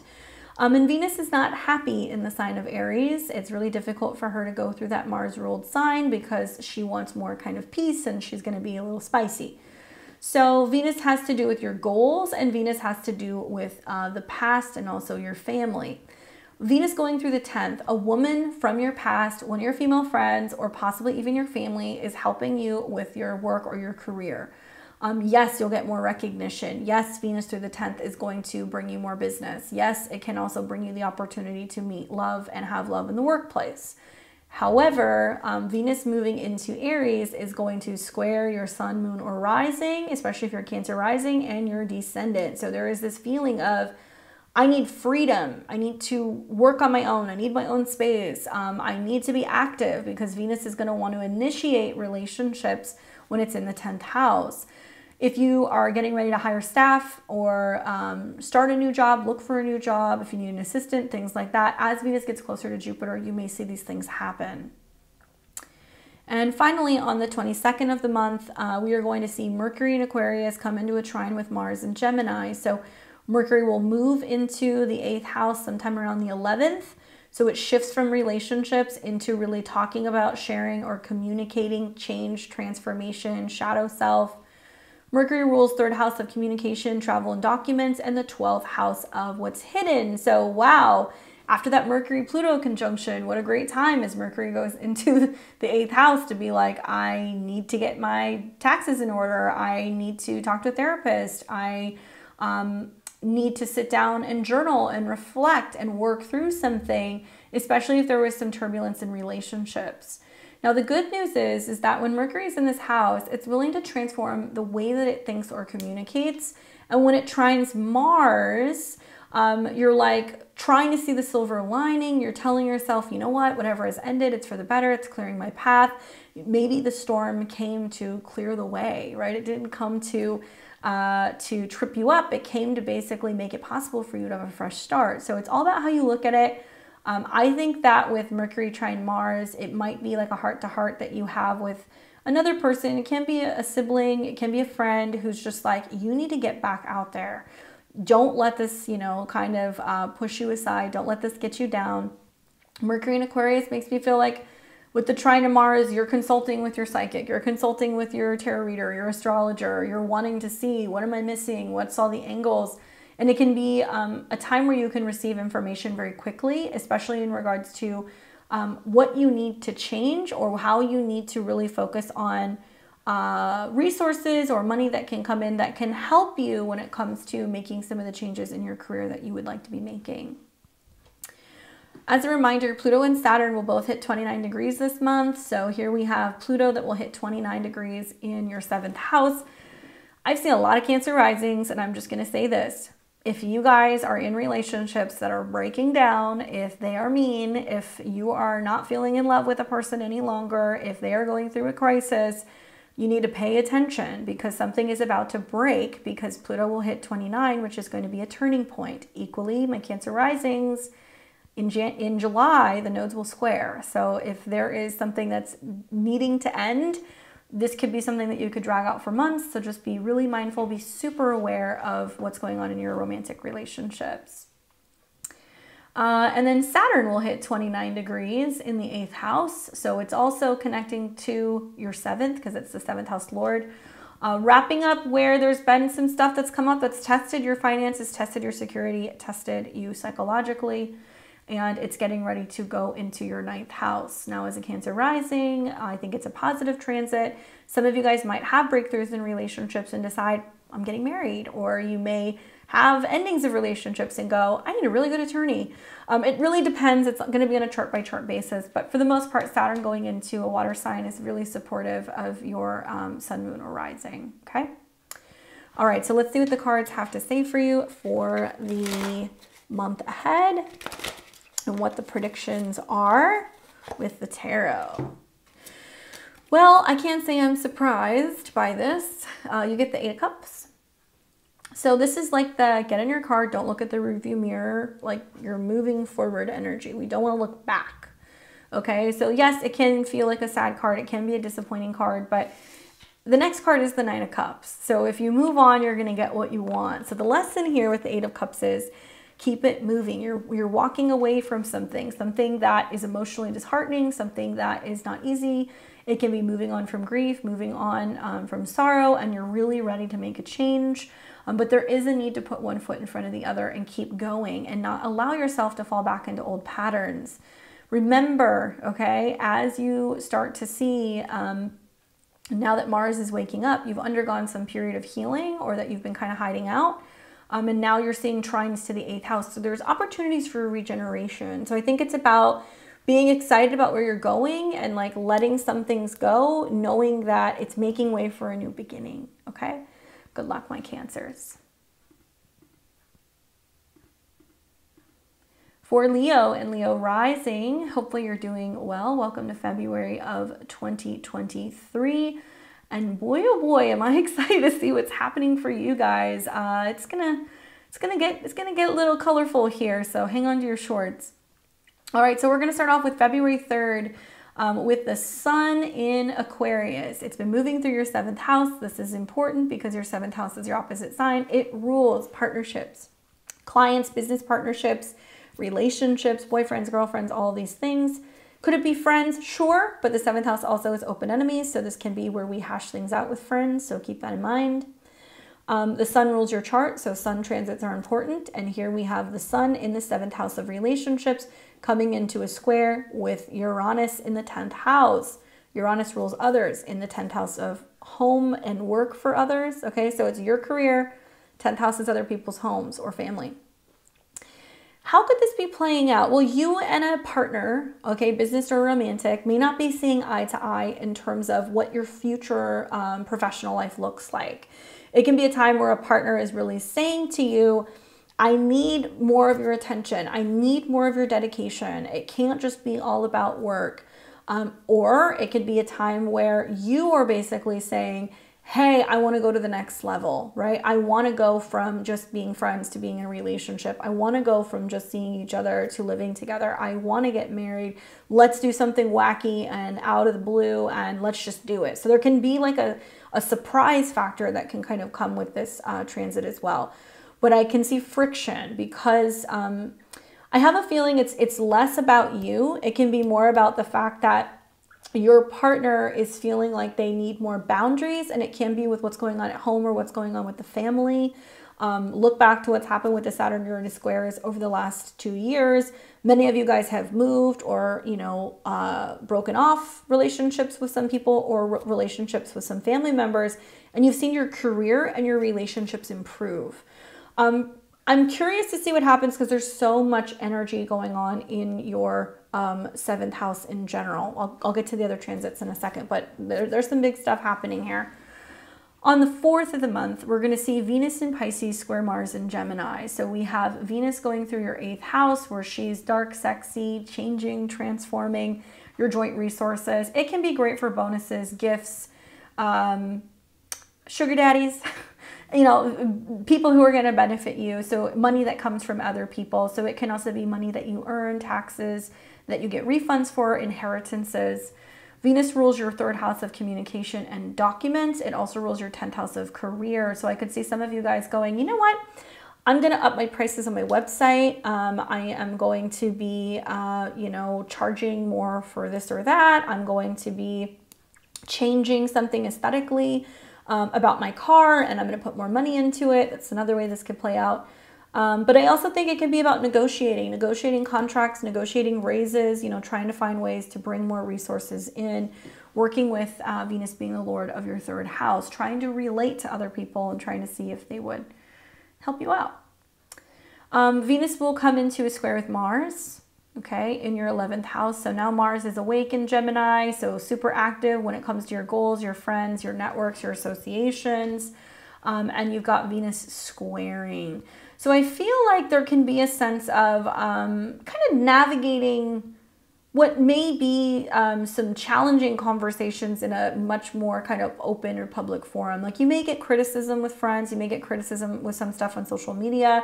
There can be some people who can be a little jealous or a little envious of things that are going on, or they can be judgmental of just what you're putting out there, especially friends, because Mars is in the 11th house. Especially like if people are seeing what's going on with your resources, what's going on with your travel, what's going on with your relationships, your work, your love life. There can be some people who are secretly not as supportive as you would think. And so it might kind of take you by surprise. Equally, I could see it as just wanting to go have fun and be active and traveling with friends, and it's just costing a little bit more to potentially go out there and do this.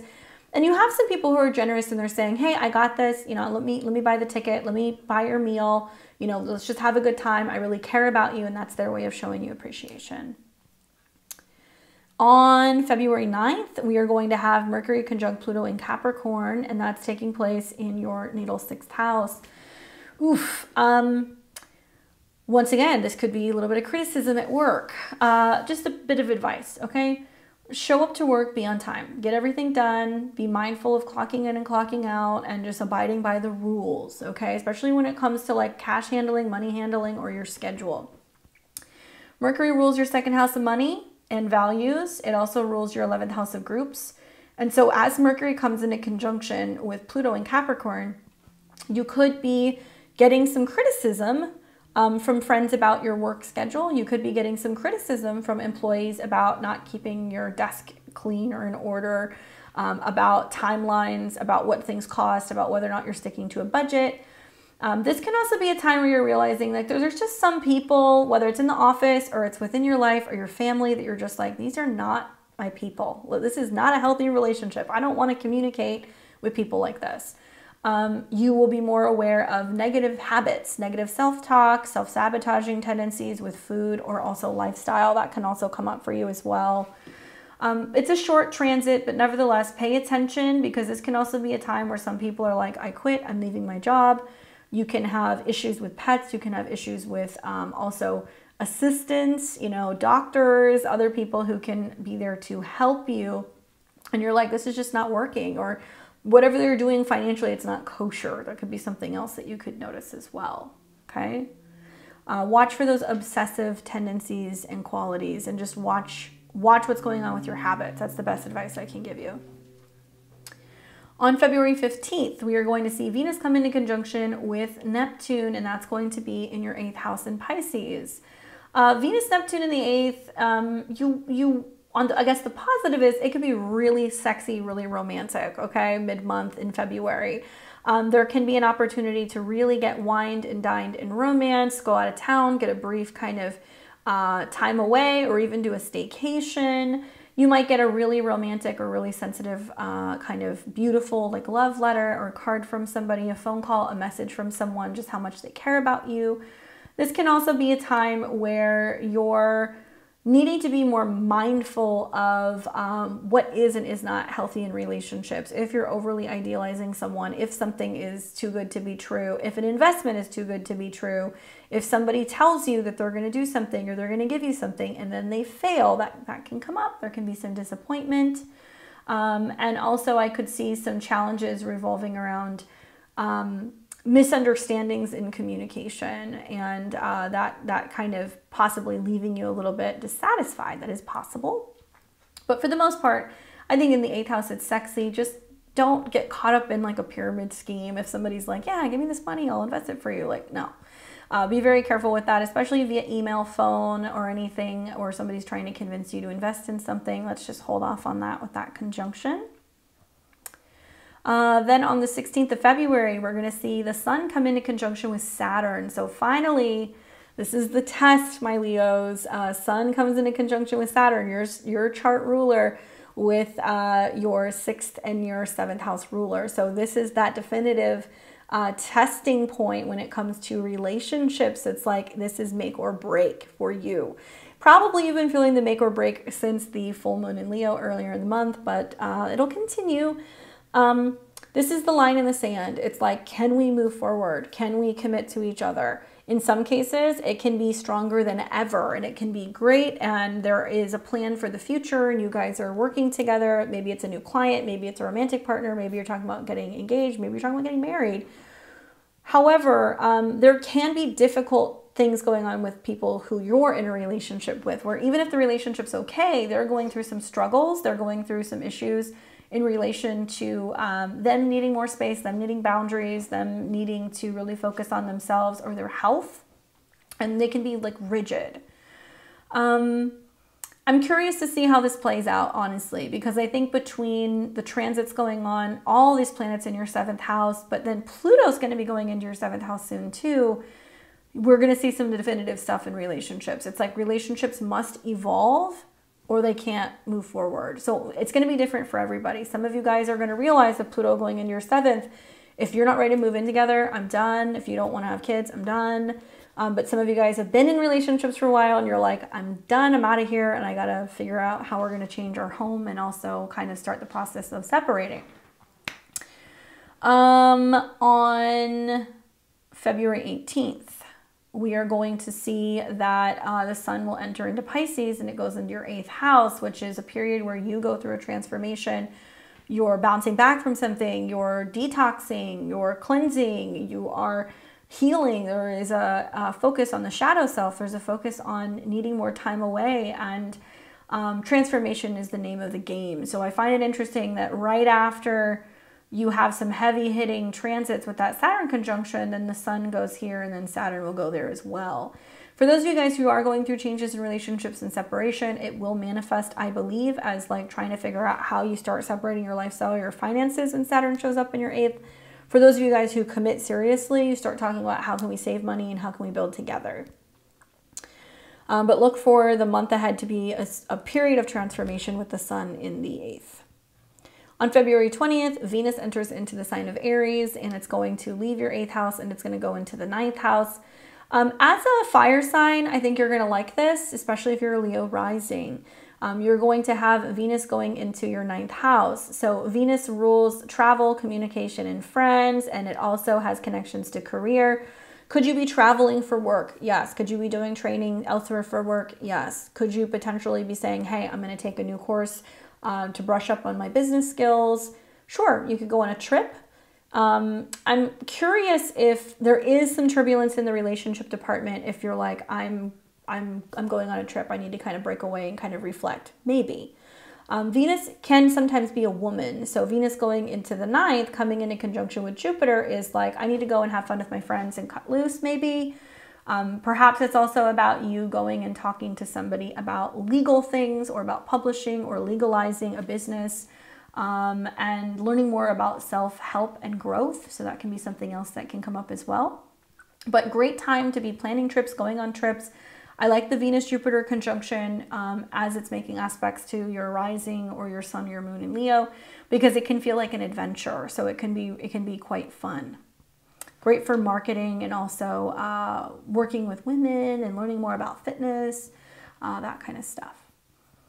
Then on the 22nd, Mercury in Aquarius will trine Mars in Gemini. So you're going to have Mercury that will have left Capricorn. It moves into your 7th house of partners, communicating a lot with other people about your values, your need, your preferences, your money, and also your goals, okay? So interesting, you're going to have Mars in your 11th house of friends, and it's trining Mercury in your 7th. So they're incentivizing you, saying, if you're having issues in your relationship, talk about it. You know, sit down, work through it, work through the problem. Or they're going to be giving you advice about your relationship, and they're going to be saying, you know what, don't put up with it, let it go, be done with it. It really depends on your situation. I think friends with Mars waking up in your 11th, friends are goals, or goals are coming online. And I like that Mars is sextile Jupiter because it's also saying friends are encouraging you to just totally like transform your life, to go through a change, to be open, to be optimistic about what the future holds. That if something does end, it's not the end of the world. It's just the end of one moment or one relationship or one business relationship. And so there's lots of support and inspiration that's kind of coming through. But an active day. So it might be a time with Mars in a trine to the sun that, you know, friends are saying, hey, let's go out, you know, bring your significant other, let's go have fun, let's go to this party, let's, you know, go and hang out. And maybe watch like a sporting event, or maybe go dancing, or maybe go and work out together, something like that, because the sun trine Mars is definitely going to incentivize you to want to get out and be active. And you might be able to bring your partner, and it might be a nice kind of change of pace. Just a reminder that both Pluto and Saturn will reach 29 degrees this month. So like I said, we're going to see Pluto reach 29 degrees here in your 6th house. Pluto rules your home, your emotions, and your family. And so you might feel like you're really ready to transform where you've been working. Maybe you've been working at home and you're like, I can't do this anymore. Maybe you're ready to quit your job. Maybe you're ready to give up an old emotional habit. Maybe you're just super on top of being like, I need to eat well. I need to work out. I need to clean my house. There can be a sense of you being like really Capricorn-like about your schedule and your structure. And Pluto's going to leave soon, and it's going to go into your 7th house where it transforms your relationships, okay? And then we're going to see Saturn hit 29 degrees later this month, and it's going to wrap up 2.5 years where you've been kind of paying off some karmic debts in relationships. It's going to move into your 8th house of joint resources and intimacy. So that'll be an interesting time to see that transition happen. There's big things happening with relationships and also intimacy with these shifts. So really pay attention to the lessons of the 6th and the 7th house in the month ahead. Let's take a look and see what the cards say for you, Leo, in terms of what you may be anticipating in the month of February. Oh, I like this a lot, actually. Hello. 6 of Cups. You know, it's a good indication that those of you guys who have been having problems in relationships, okay? And relationships aren't limited to just romantic relationships, business relationships, friendships, you know, client relationships, whatever. That it can be smoothed over, that there can be a sense of coming and sitting down and having a conversation and being able to reconcile. The 6 of Cups is about the soulmate. It is about somebody who you reflect fondly on, somebody who may come back and offer you an opportunity to kind of sit down and hash it out and work it out.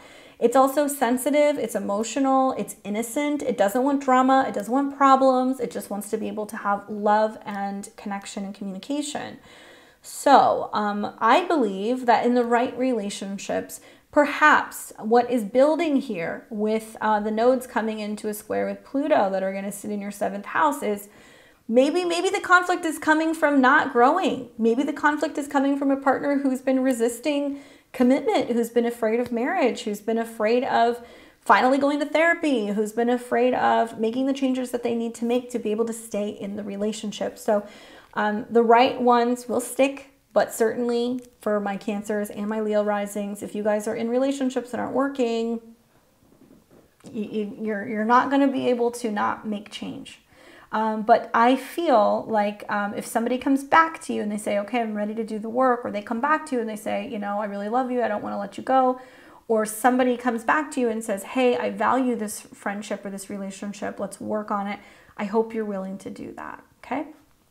Good luck, Leo.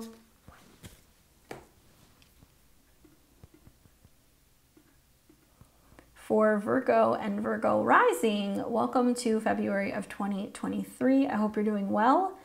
The month is going to kick off on February 3rd when we see the sun in Aquarius, which is in your 6th house of work and routine, come into a square with Uranus in Taurus, okay?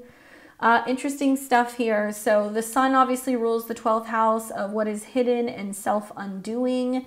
Moving through the 6th house, it's all health, coworkers, busy work, getting things done, networks, managing your schedule, all of that fun stuff.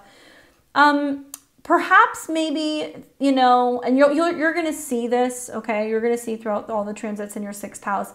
It's just being able to deal with all the annoyances and the delays and finally wrap them up, whatever it is, however that has been manifesting. But when the sun squares Uranus, obviously there's an anything goes day. We don't know what's going to happen. We just know the sun is about kind of being in your own head or going through a health related issue or dealing with some kind of grief or some kind of loss. In the 6th house, I think there's like grief over what's happening at work, responsibility, issues with your schedule, health issues. And the sun squaring Uranus kind of seems to represent that there's a change of plans. There's a change in your schedule. There's a change at work. Perhaps there can be a change also in travel plans. It's the other way that I look at it, especially if you're planning on going somewhere foreign or far away, getting on an airplane. If you are planning on going back to school, taking a course, taking a lesson, there can be a change. And maybe it's that your philosophy about what your responsibility is in the world is changing. And maybe you're like, I don't want to do this job anymore. I'm going back to school. I've made up my mind. Maybe it's that you've learned to integrate more faith into your daily routine. Maybe you're just prioritizing traveling more. You realize that life can't be all work and no play. Still, nevertheless, legal stuff, accidents, these things can happen with squares between the 6th and the 9th house. Lawsuits, working through lawsuits, trying to settle lawsuits, that can happen as well. Anything else? Yeah, that's pretty much it. That's pretty much it. Especially like stuff in regards to like lawsuits involving paying off loans or lawsuits involving accidents at work or health related things.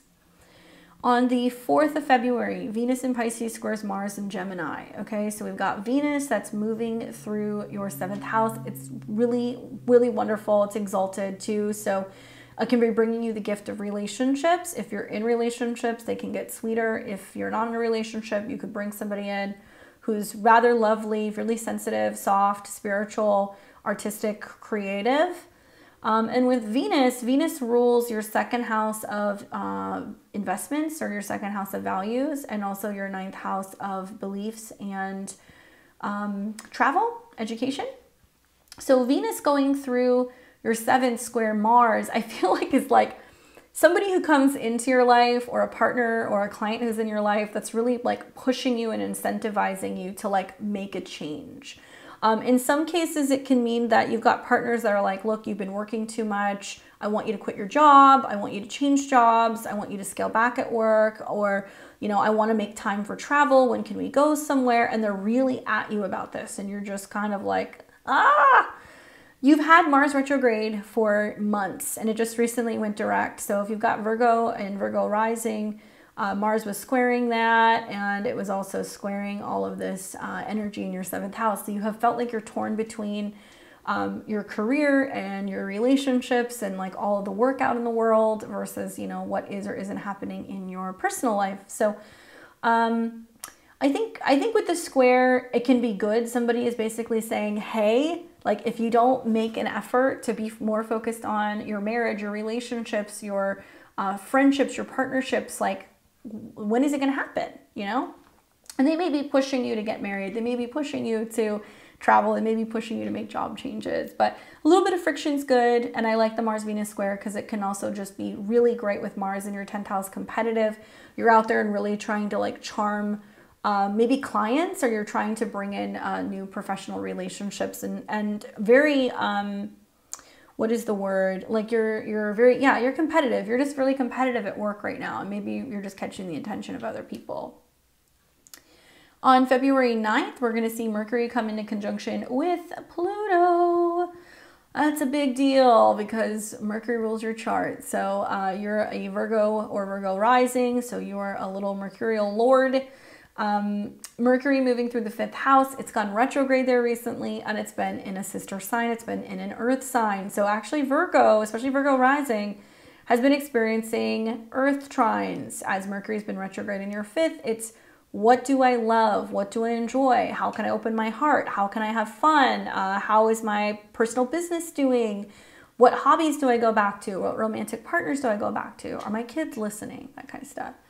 And so Mercury has stopped short of coming in conjunction with Pluto, which is like the need to change and transform. And equally, you have seen that Mercury has made several trines to the North Node and Uranus in the 9th. So maybe you're talking to a romantic partner about the bigger picture. Could we get married? Could we travel? Could we have more fun? Could we have more date nights? Are we going to have children? But maybe you've been thinking about this and you're like, I don't know if I want those things, right? Saturn's going into your 7th soon, so I think you're going to be thinking about it. Equally, Saturn, like I said, Mercury, like I said, has stopped short of coming into conjunction with Pluto.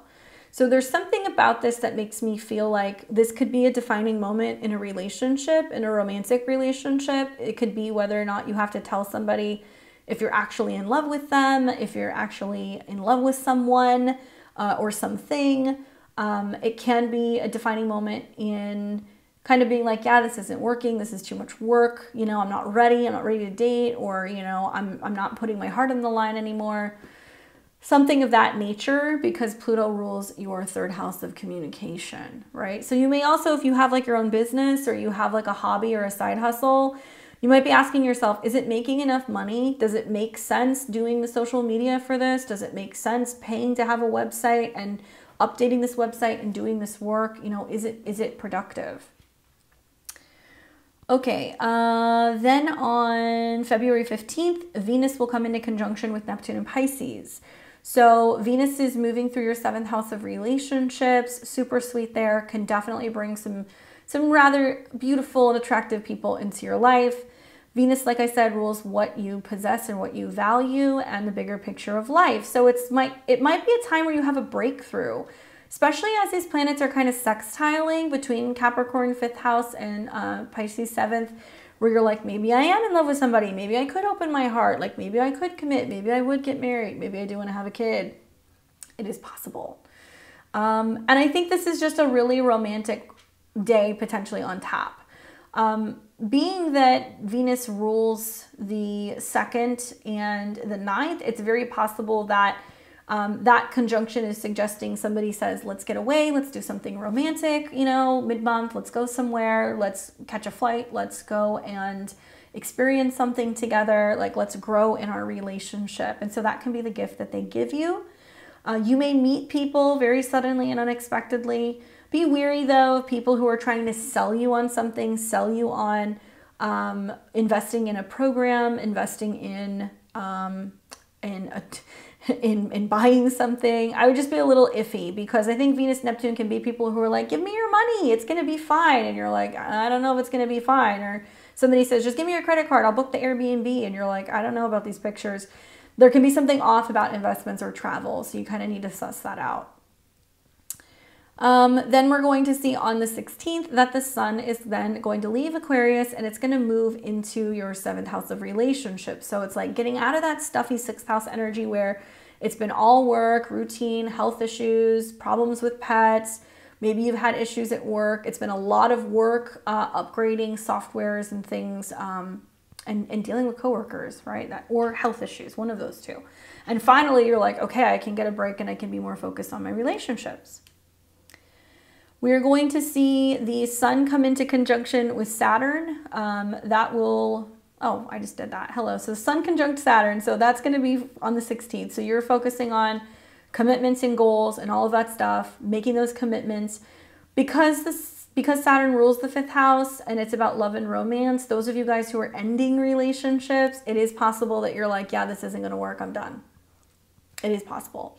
But the 6th house is more connected to divorce. So if you've been in a relationship, you know you're not having, you know it's not working, it's not been working, and you can't get on the same page. When the sun, 12th house lord, comes in conjunction with Saturn, it's like, I don't know if there's love here. I don't know if we can do this. Equally, if you have a kid, pay attention to their health, because Saturn rules the 5th house and the 6th house is health, and the sun is connected to children in the 12th. So it might mean that your kid might need some medical assistance, or they need to go and see the doctor or kind of get a checkup. Or a pet, that's another way I could look at it. Okay, then on the 18th, the sun leaves the 6th house of all that busy work. It goes into your 7th house of relationships. So it's shining a light on partnerships. Interesting one, because it can be feeling very romantic with the sun and Venus and Neptune there. It can be overly idealizing a person. It's like, wow, this is amazing. They're so great. It's so romantic and it's like a fairy tale thing. But it can also be a time where a partner is coming through and kind of showing you that you like want space, or that they're pushing you away, or that there is a need to kind of like, you know, let them have space. As the sun gets closer and closer to Neptune, you may find that a person is like, I need to go away for a week. Please don't call me, you know, let me be, or they kind of get ghosty. That can happen, especially if you're in a relationship with a woman or somebody who is like a really strong Venus-based chart. They might say, I need to go on a retreat, I need to go on vacation, I need to clear my head, give me some space. Okay, that can happen.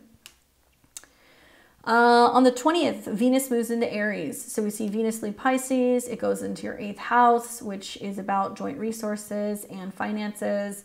Transformation, it can be about healing, okay? Venus is not entirely pleased in the 8th house, nor is she entirely pleased in the sign of Aries. So just a heads up, that's like a doubly intense energy. And Venus is going to go through quite the obstacle course. So she's going to come into conjunction with Jupiter, which makes me feel like there is a need to really focus on like sexual healing, trauma healing, healing the self, especially like emotionally, and like dealing with letting go and grief. And Venus moving through this house, the positive, because there is a positive, is that you can bring more resources in. So it can be about people giving you things. So think refunds and people giving you gifts, maybe being able to get bonuses, especially like Venus coming into conjunction with Jupiter. Like there can be like parting gifts if you end something with someone. I hate to say that, but that can happen. There can be severances that you can get if you get cut from work with Mars. That's now direct. There can be an extension of benefits and insurance payouts. That can be something that can happen. You know, Mars in Aries is kind of sexy. So for those of you guys who are like, that doesn't resonate, it could be that there's a chance, opportunity, and an encounter to have like a really great couple of days with somebody intimately. And it can be something that's just really exciting, and it can also be very therapeutic. So that's the other way that I see that. And finally, on the 22nd of February, we're going to see Mercury in Aquarius. So Mercury will be in your 6th house, where it's comfortable there. And in Aquarius, it's about systems and information and organization and health. It's going to come into a trine with Mars and Gemini. So Mercury rules your chart. It's going to trine Mars in the 10th house. Maybe you're feeling excited and incentivized to be like, I have a new schedule. I have a new routine. I've broken through a habit. I've finally kind of mastered something at work. I am now working through what was a hiccup, and now I'm applying this better. Like I think of a lot of Virgo risings that have been like, I have a new schedule, right? I learned how to use a new software at work, and now I'm more efficient, or I'm seeing results at the gym, whatever. Mars in the 10th house is definitely a transformation in a public sense. So I feel like people are seeing that you've made changes in your life that is giving you your power back, making you seem stronger. Especially if you've been at the gym, you can have more visibility in terms of like muscles. Maybe you've been really focusing on your skills, and now people see that you're just like really kind of kicking ass at work, right? So great day for taking action, getting things done. This will be the 22nd with Mercury in Aquarius trine Mars in Gemini. And I feel like it's going to be really good for you as a Mercury ruled chart, okay? As a reminder, Pluto and Saturn will both reach 29 degrees this month, okay? So Pluto, 29 degrees, it's been in your 5th house forever, since 2008, where you've been reworking things in regards to your heart space, learning how to stay open, communicating things from your childhood, being able to apply some of your creative work online to websites, maybe even writing. There's also been a sense of you going through a series of having to heal the inner child, okay? Pluto, when it's at 29 degrees, is excess. So it might feel like it's the one last heartbreak, it's the one breakthrough, it's something that's going to be changing and transforming the heart space. And then it's going to move into Aquarius, where it's going to be transforming your daily routines and your health. And then we're going to see Saturn hit 29 degrees of Aquarius in your 6th house. And then it will be moving into Saturn pretty soon. Within the next month, it's going to be closer to March. But the fact that we're going to see 29 and 29 on your 5th and your 6th cusp is saying we need to wrap something up about the 5th and the 6th house. And it feels very extreme. It feels like it's a necessary step that we need to kind of move through, okay? So Saturn will go into the 7th, where we focus more on relationship karma. Pluto will go into the 6th, where you're transforming your daily routine and your habits, all right? Okay, so let's see what the cards have to say for you.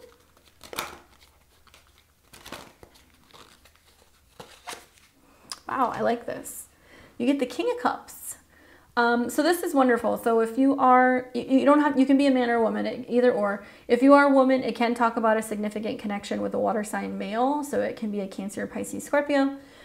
If you are a man, it can be saying you're just getting in touch with your emotions. But generally, overall, the kings, right? They master something. They are able to harness that energy in a very mature kind of external way. Handling your emotions better, handling your feelings better, acknowledging your feelings is kind of the vibe that I'm getting with this King of Cups, and being like, it's okay to feel things. It's okay to be vulnerable. It's okay to express how I'm feeling with other people. It can also be a time where you're just really focusing on, what do I love, right? What do I love? How do I want to feel? What kind of a life do I want to be building? How do I want to feel when I'm at work? How do I want to feel when I'm in relationships? And maybe it's like something's kind of opening up and making you realize that you're in the driver's seat. If you don't like your job, if you don't like your relationship, your emotions are telling you something. And it's saying that you're taking more responsibility for paying attention to your intuition and those emotions, and that some of the things that are coming up for you right now are literally helping you express yourself in much more mature ways. But it can also be about romantic people that come into your life that want to kind of wine and dine you, but they know what they want, right? They know what they want, and they're like, I want love, I want commitment, I want fulfillment. And it can be a really exciting time because that can be somebody who's kind of helping you fill in the missing parts, right? That's a good card for you, my Virgos. Let me know how it goes. Good luck.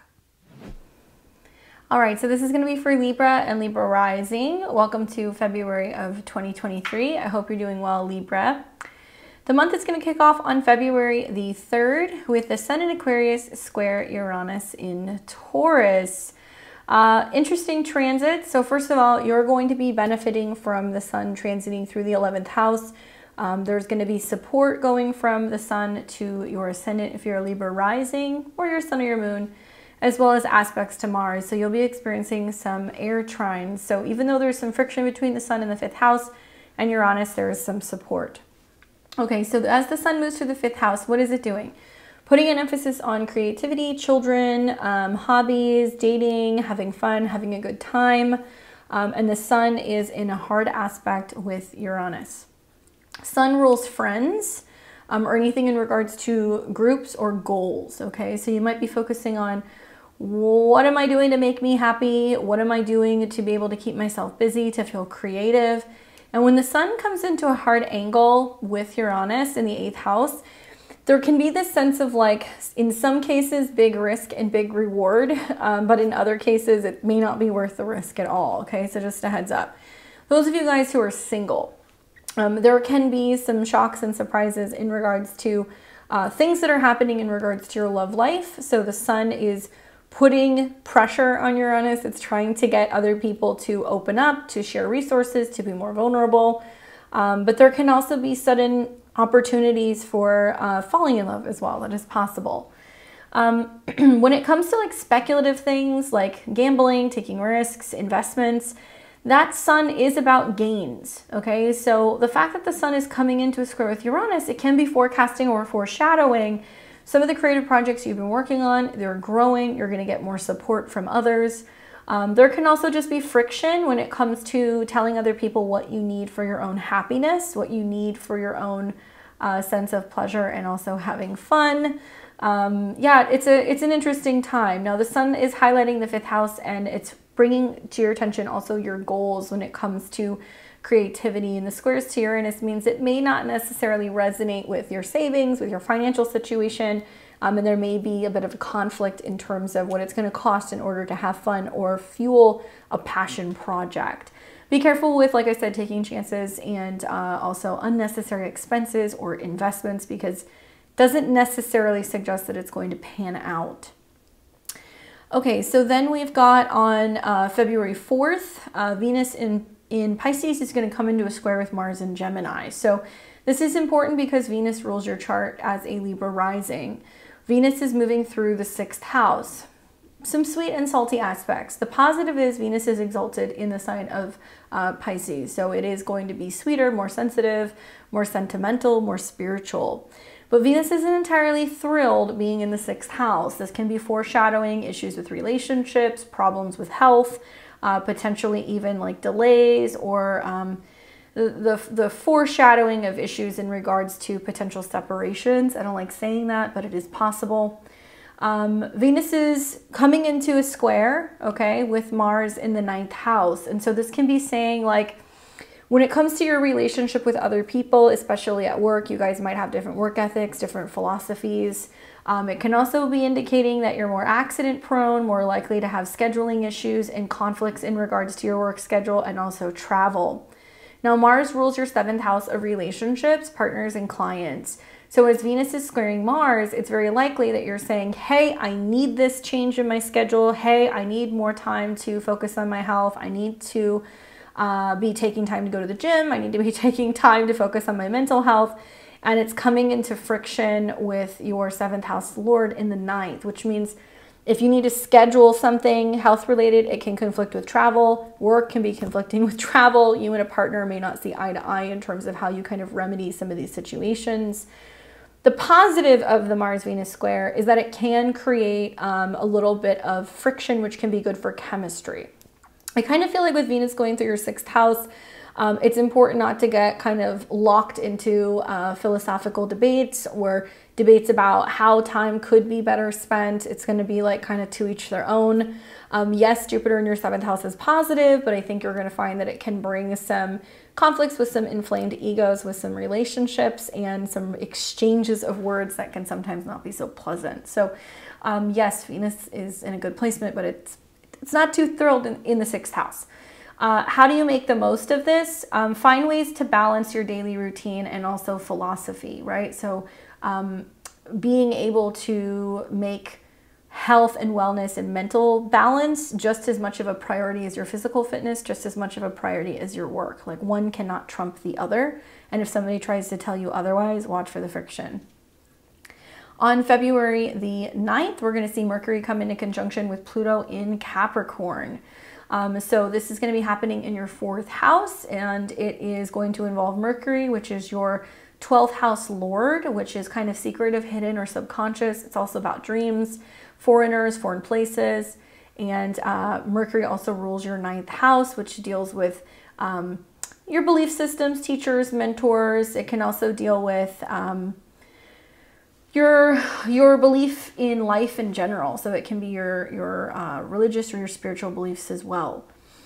Interesting transit. So it's taking place in the 4th house, which is more in relation to home. So I'm feeling like, is there a family secret that's about to be revealed? Is there going to be some mention of legal documents or, you know, potentially some changes with the home or the living situation? Are you having conversation with relatives about signing documents pertaining to wills, estates, or end-of-life care? That is possible. That conjunction also seems to kind of finally bring up some of the themes in regards to feelings that you've been having about what needs to end when it comes to your old emotional habits, your home, your family, things like that. Finally putting something to rest, okay? It is possible you're also thinking about like signing documents pertaining to property. That's something else. Like maybe if you're trying to kind of get property purchased or turned over or something like that, you might have to sign documents relating to that. Okay, so then we're going to have on February 15th, Venus is going to come into conjunction with Neptune in Pisces. So once again, important. Venus transits are important for you, Pisces. We've got Venus coming into conjunction with Neptune. So Neptune traditionally rules your 6th house of health, pets, coworkers, and delays, hard work, getting things done. And I feel like with the Venus-Neptune conjunction, you're kind of going, I just give.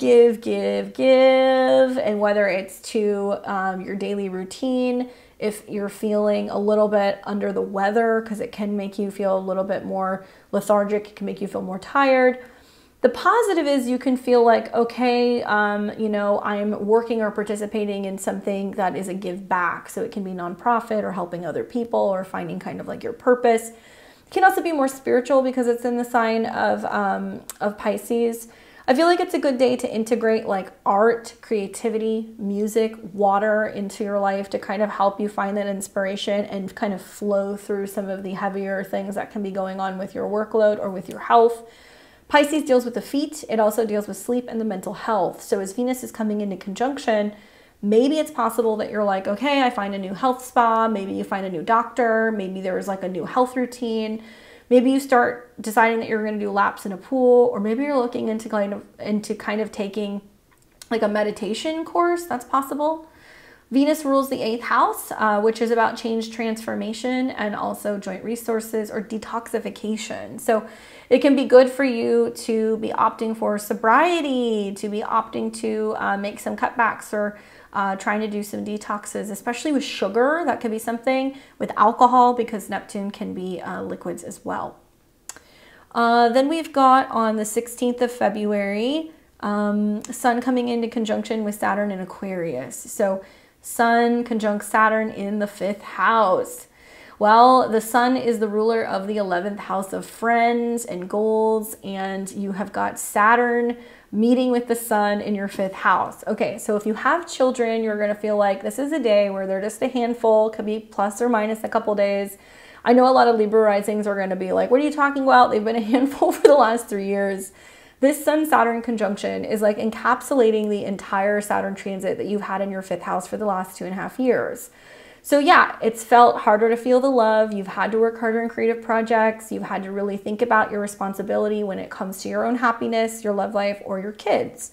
But this might be a day where you become aware of a goal pertaining to one of these topics. It might be a day where you commit to what your heart wants, where you're committing to something you really love.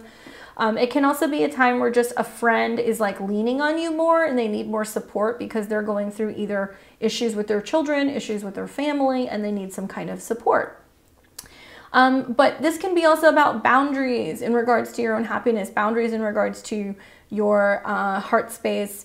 And you may feel like you're being criticized by people, like there's some sense of criticism in terms of, you know, how you're expressing yourself, like groups are more critical of you online. That might be something that's going on as well, or just people who are commenting and saying stuff.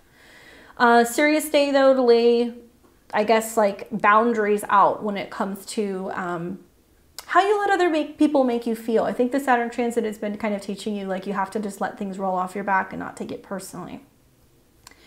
Okay, so then we're going to have on the 18th of February, the sun enters into Pisces. So it goes into your natal 6th house, which is going to deal with work, routine, business, health. Interesting, so you're gonna have a number of planets here, Sun, Venus, Neptune for a couple days. So it's really putting an emphasis on your daily routines, your habits, your work, where you're working, how you're working. And with that Neptune energy, there can be a sense of like you're being spaced out, you're not feeling so hot, you're kind of feeling run down, or there's a sense of just this never-ending workflow that's going on for you, or just being more aware of your health in general. Physical is the 6th house, but Pisces is mental. So like the physical affects the mental health affects the physical health. That's what you need to know. Great time for the next month to focus on getting things done, but doing it in a way that feels like it's in flow. Pisces has a tendency to be like, I need to rest first. I need to feel like it's the right moment before I kind of start a project. So you might notice that you have to like integrate your intuition when it comes to managing your schedule, and you know, changing sleep schedules and fluctuating energy levels is going to determine how productive you are. So just take that into consideration. This is also a great time to be focusing on like routines and how to integrate more spirituality into your daily routine. So even if it's as simple as you're cleaning your house, but you decide that you're going to smudge, or that you're going to add salt water to your floor wash, or that you're going to set an intention to meditate before you work or feng shui your workspace, there's a way to be able to integrate that Pisces energy into your 6th house.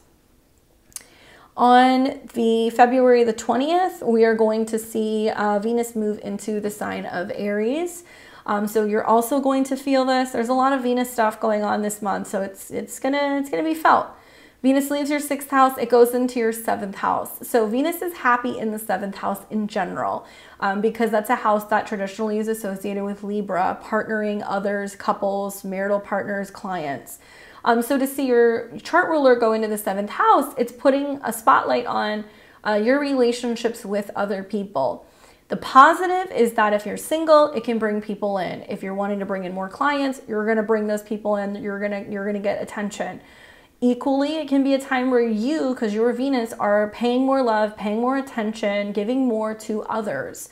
And it can be anyone. If you're in a relationship, it's likely going to be a romantic relationship, your husband, wife, partner. If you're not, it can be a client or a business partner.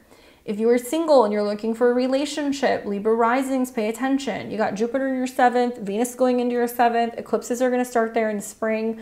So you do have love on the horizon. Maybe it's just a matter of realizing that there are other people out there than what you have been kind of dealing with recently. And Venus is not entirely pleased being in the sign of Aries. So her going through a Mars-related house means that people can be more aggressive in relationships. There can be more conflict over relationship dynamics, especially spending, joint spending. because of your 8th house Lord. But the other way that I see this is that it can just be like a really fierce, kind of sexy time with other people. So it can be a time where getting active with partners might be something that can be really helpful. Not just active in the bedroom, but going out there and having fun, having adventure, especially as Venus is getting closer to Jupiter. It might prompt you being able to go on some road trips or getting out of town and just having some fun. Venus, as she goes through the 7th house, will not just hit Jupiter, but will also hit Chiron. So it wants to kind of heal relationship issues, talking about what you've learned about problems, opening up communication, and also making it possible for you guys to heal while you go somewhere and you experience something. There can be healing conversations that can happen as well. Then finally, on February 22nd, Mercury in Aquarius will come into a trine with Mars in Gemini. So Mercury mid-month moves into Aquarius, fellow air sign.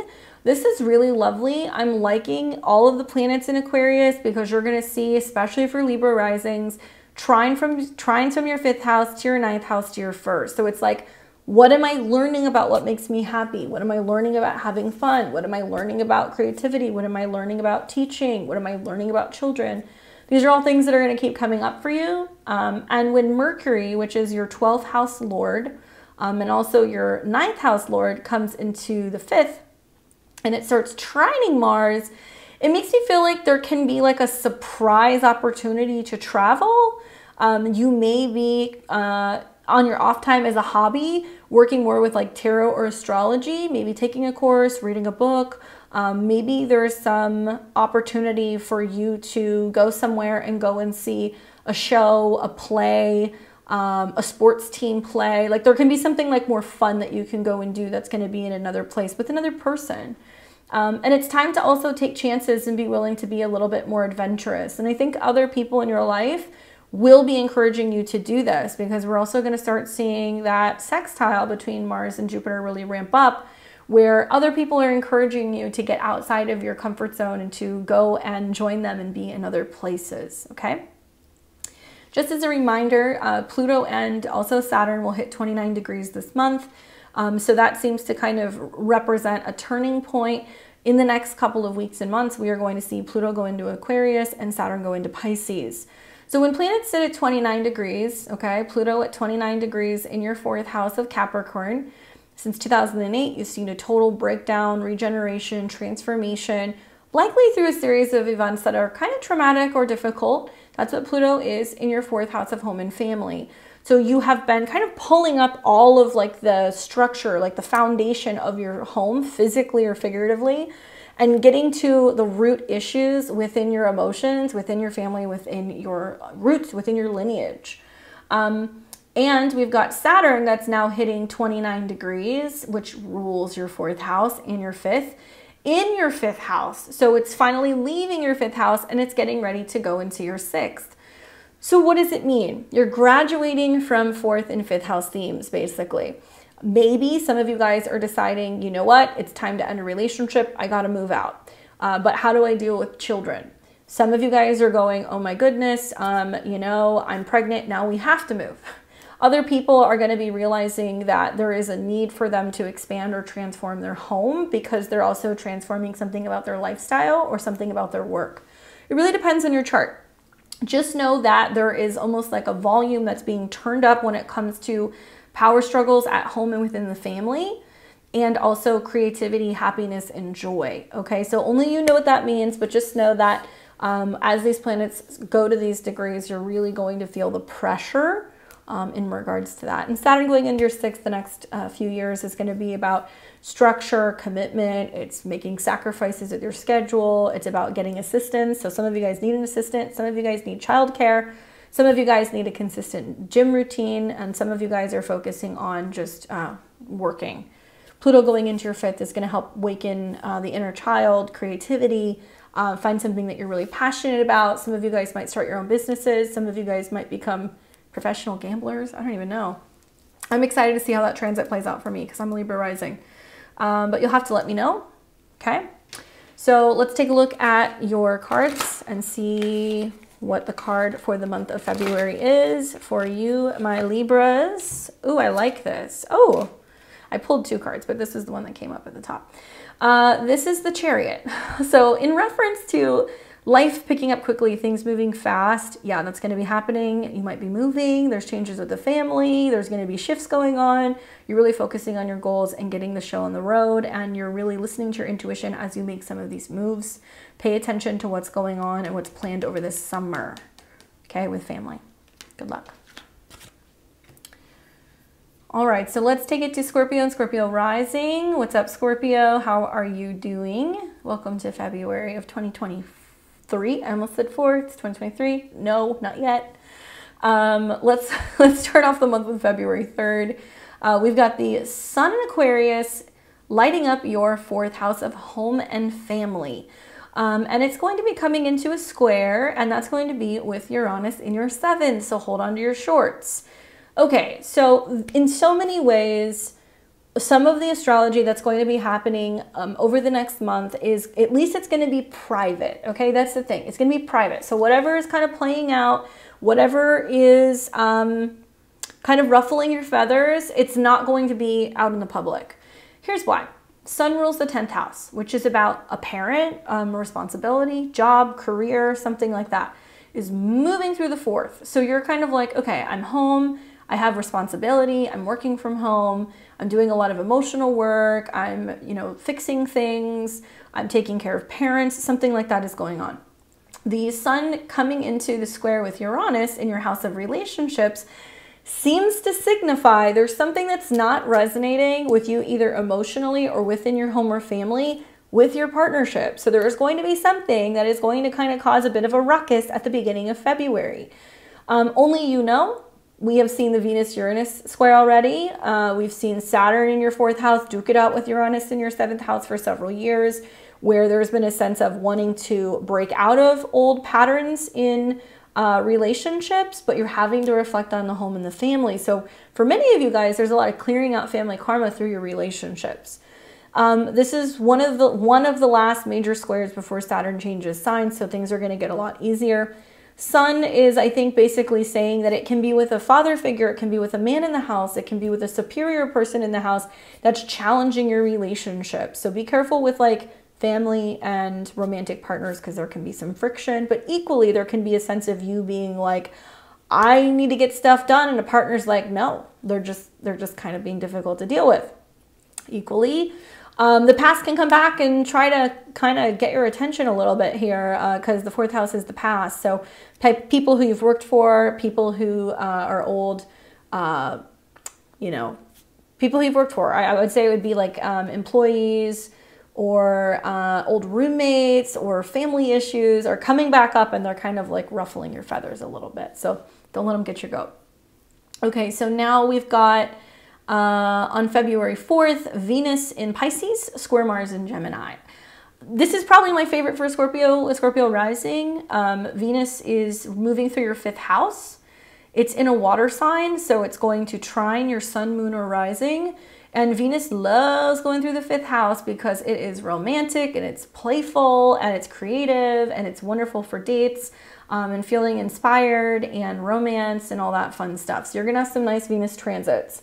But when Venus comes into a square with Mars in your 8th house, you are Mars, other people are Venus. Venus in the 5th house can mean your partner wanting to have romance, your partner wanting to have fun time, your partner wanting more time for dates. It's putting the pressure on you guys to spend a little bit more money. But it also is nice now that Mars is direct. So there can be a sense of being like, okay, it's worth spending a little bit of money just to go out and have a good time and have fun, especially as you're getting closer to mid-month.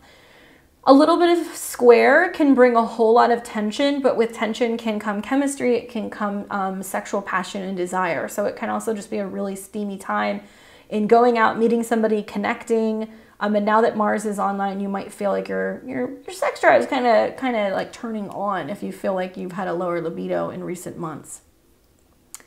Also, Mars rules you, and it also rules your routine. So there is a sense of like wanting to break out of routine and like wanting to have fun. Things that are taboo too. So it can be like people who you meet through work or things like that. It can be a little taboo. All right. So we've got on February the 9th, Mercury will come into conjunction with Pluto. That is your chart ruler. So this is significant because to me, it seems like, you know, Mercury's been retrograde in your third house. You've been holding back and having certain conversations. You've been really digging through documents or doing research or reflecting on a relationship with a sibling. Maybe it's been a difficult time for you mentally. Maybe it's been hard for you to communicate. You've been feeling frustrated. Well, here comes Mercury conjuncting Pluto. So it's taking the theme of goals and others and merging it in the third. So if you need to have a serious conversation with an investor, with a business partner, with a sibling, with a friend, that might be coming up. There can be some secret information that you uncover personally. Be careful with honesty. We want to be telling the truth, Scorpio. With Mercury in a sextile to Pluto, there can be this sense of being like, no, it's not what you think it is.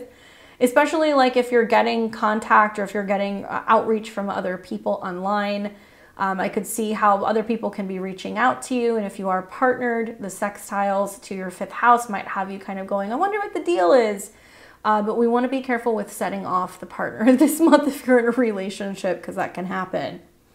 Also, you know, Mercury Pluto wants to dig deep. It wants to analyze things. It wants to do research. So it can be time for you to really transform not just your mind and how you communicate, but maybe it's time for you to finally like make a presentation, launch a website, something like that can be setting up. Then on the 15th, we're going to have Venus conjunct Neptune in Pisces. I'm very excited for this transit for Scorpio risings because to me it seems extremely romantic. You've got the 7th house Lord of Partners conjunct the 5th house Lord in Pisces. Venus also rules the 12th. So to me, it seems like a very romantic, sexy time. You might have an opportunity to go on a trip. There might be an opportunity to do something private, to get away, to be by a beach, to be by nature, to be by water. And to me, it seems extremely romantic. It's also a very fertile energy. So Scorpio and Scorpio risings, be mindful. You know, Valentine's Day makes more Scorpios, okay? So just a heads up. Because it does look like there's lots of opportunity for wining and dining and intimate time. It can be a wonderful time to meet somebody as well. You might find out that there's just somebody that has a crush on you if you're single because Venus is connected to your 12th house and you had no idea. If it happens to be Valentine's Day and you're like, I'm not doing anything, go out, go to a bar, go to a show, go somewhere where there's going to be art and other people because you might meet somebody, believe it or not, especially with these sextiles to your 7th house. Jupiter will be in your 7th house in May. So for those of you guys who haven't found love yet, it's very likely on the horizon as we get closer to April and May of this year.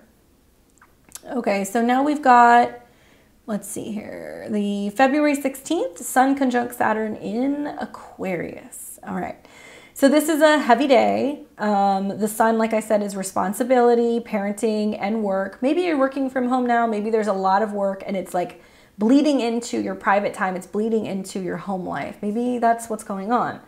Maybe you have to help out a family member. Maybe you're having issues with a parent, having issues with a landlord, just somebody within the home. So that conjunction suggests that there's like a difficult conversation that you have to have with someone. 4th house is ends of situations. So you might kind of realize like, I don't want to live here anymore, or I don't want to renew my lease, or, you know, I don't want to buy this house. Something like that can kind of come up in regards to home. But also because this is all ruled by Uranus and Uranus is in the 7th, there is something still not setting right with a partnership and a home situation. I've seen a lot of Scorpio risings that have told me that they meet people who are like great matches, and then the people live in other places and they're like, yeah, this can't be a thing because, you know, we live in 2 different states and they want to end the relationship. So be careful with people that you're connecting with in other places. I'm not saying you can't date at a distance, but there can be a sense of people being like, well, we don't live in the same place. That's another way that that can play out. Heavy relationship karma and family karma, I think, is happening. Once the Sun gets out of the 4th house, you're kind of in the clear. On the 18th of February, the Sun leaves the 4th house. It goes into the 5th house in regards to love and romance and taking chances and creativity. I like this so much more. To me, this seems like an opportunity now for you to go, I want to paint, I want to dance, I want to feel inspired. If you're an artist, if you work with screens, if you work with children, it's going to be a really nice transit for you because the sun has to do with your career. So you're focusing on what can I create? Equally, if you have children, you'll enjoy time with children more. You'll be playing and having opportunities to enjoy your time together. And you may find like there's also more opportunity when the sun is in Pisces to be dating, and that your love life gets better because the 5th house is about falling in love. The 5th house is a solar energy, so the sun does well there, and it'll start sextiling Uranus in the North Node in your 7th, where you could unexpectedly meet somebody out of the blue. All right, so now we've got on the 20th, Venus is going to enter into Aries. Okay, so Venus rules your relationship house, and it's going to leave the 5th, where it's been lovey-dovey, wined and dined, and it's going to enter into the 6th. My Scorpio and Scorpio risings. Be careful here, okay? Because on one hand, it makes me feel like this can, in some situations, be a harsh reality and a wake up in regards to a relationship if a relationship's not working. Venus in the 6th through transit can indicate that there's breakdown in relationships, there is health issues, accidents, there is not getting along with coworkers, and you'd be like, that doesn't make sense because it's Venus. Venus is not happy in Aries. And when Venus is moving into your 6th house, it's going to conjunct Jupiter. So it tells me that it's better to use the transit to go, I'm investing in myself, I'm healing myself, maybe I'm open to going to therapy, maybe I'm going to the gym, maybe I'm spending money on supplements, because Aries is the sign of fitness. Spending money, expanding and improving your health and your daily routine.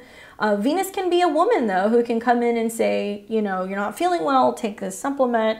Or go and get this massage, something like that can kind of come up. As Venus goes through Aries, she'll not just conjunct Jupiter, which is generally pretty positive, but it's going to magnify Venus as being unhappy, and it will also conjunct Chiron. So if you've been dealing with health-related issues, you can heal it, but it might be like in a spiritual or in a metaphysical way, or using Eastern medicine, or something that is going to be about integrating more spirituality into your routine and also to your fitness routine as well. Prayer can be super helpful with Jupiter in the 6th house. And finally, on the 22nd of February, Mercury will have moved into your 4th house, and it will start coming into a trine with Mars in Gemini. Okay, so Mars in Gemini is awake. It's up now. It is, it's no longer retrograde.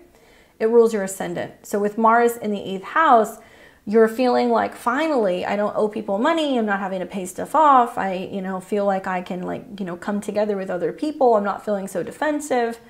And Mercury rules groups and other people, and it also rules your 8th house. So to see Mercury in the 4th, it's, I'm labeling and organizing my home. I'm doing business from home. I'm talking to family. I'm organizing and putting things away. And it can also be about bringing new technology into the home. As it trines Mars, it makes you feel like, okay, I have more security, or I have more privacy. So maybe it's like VPNs, and also like making changes to like security systems, and also protecting your finances more as well.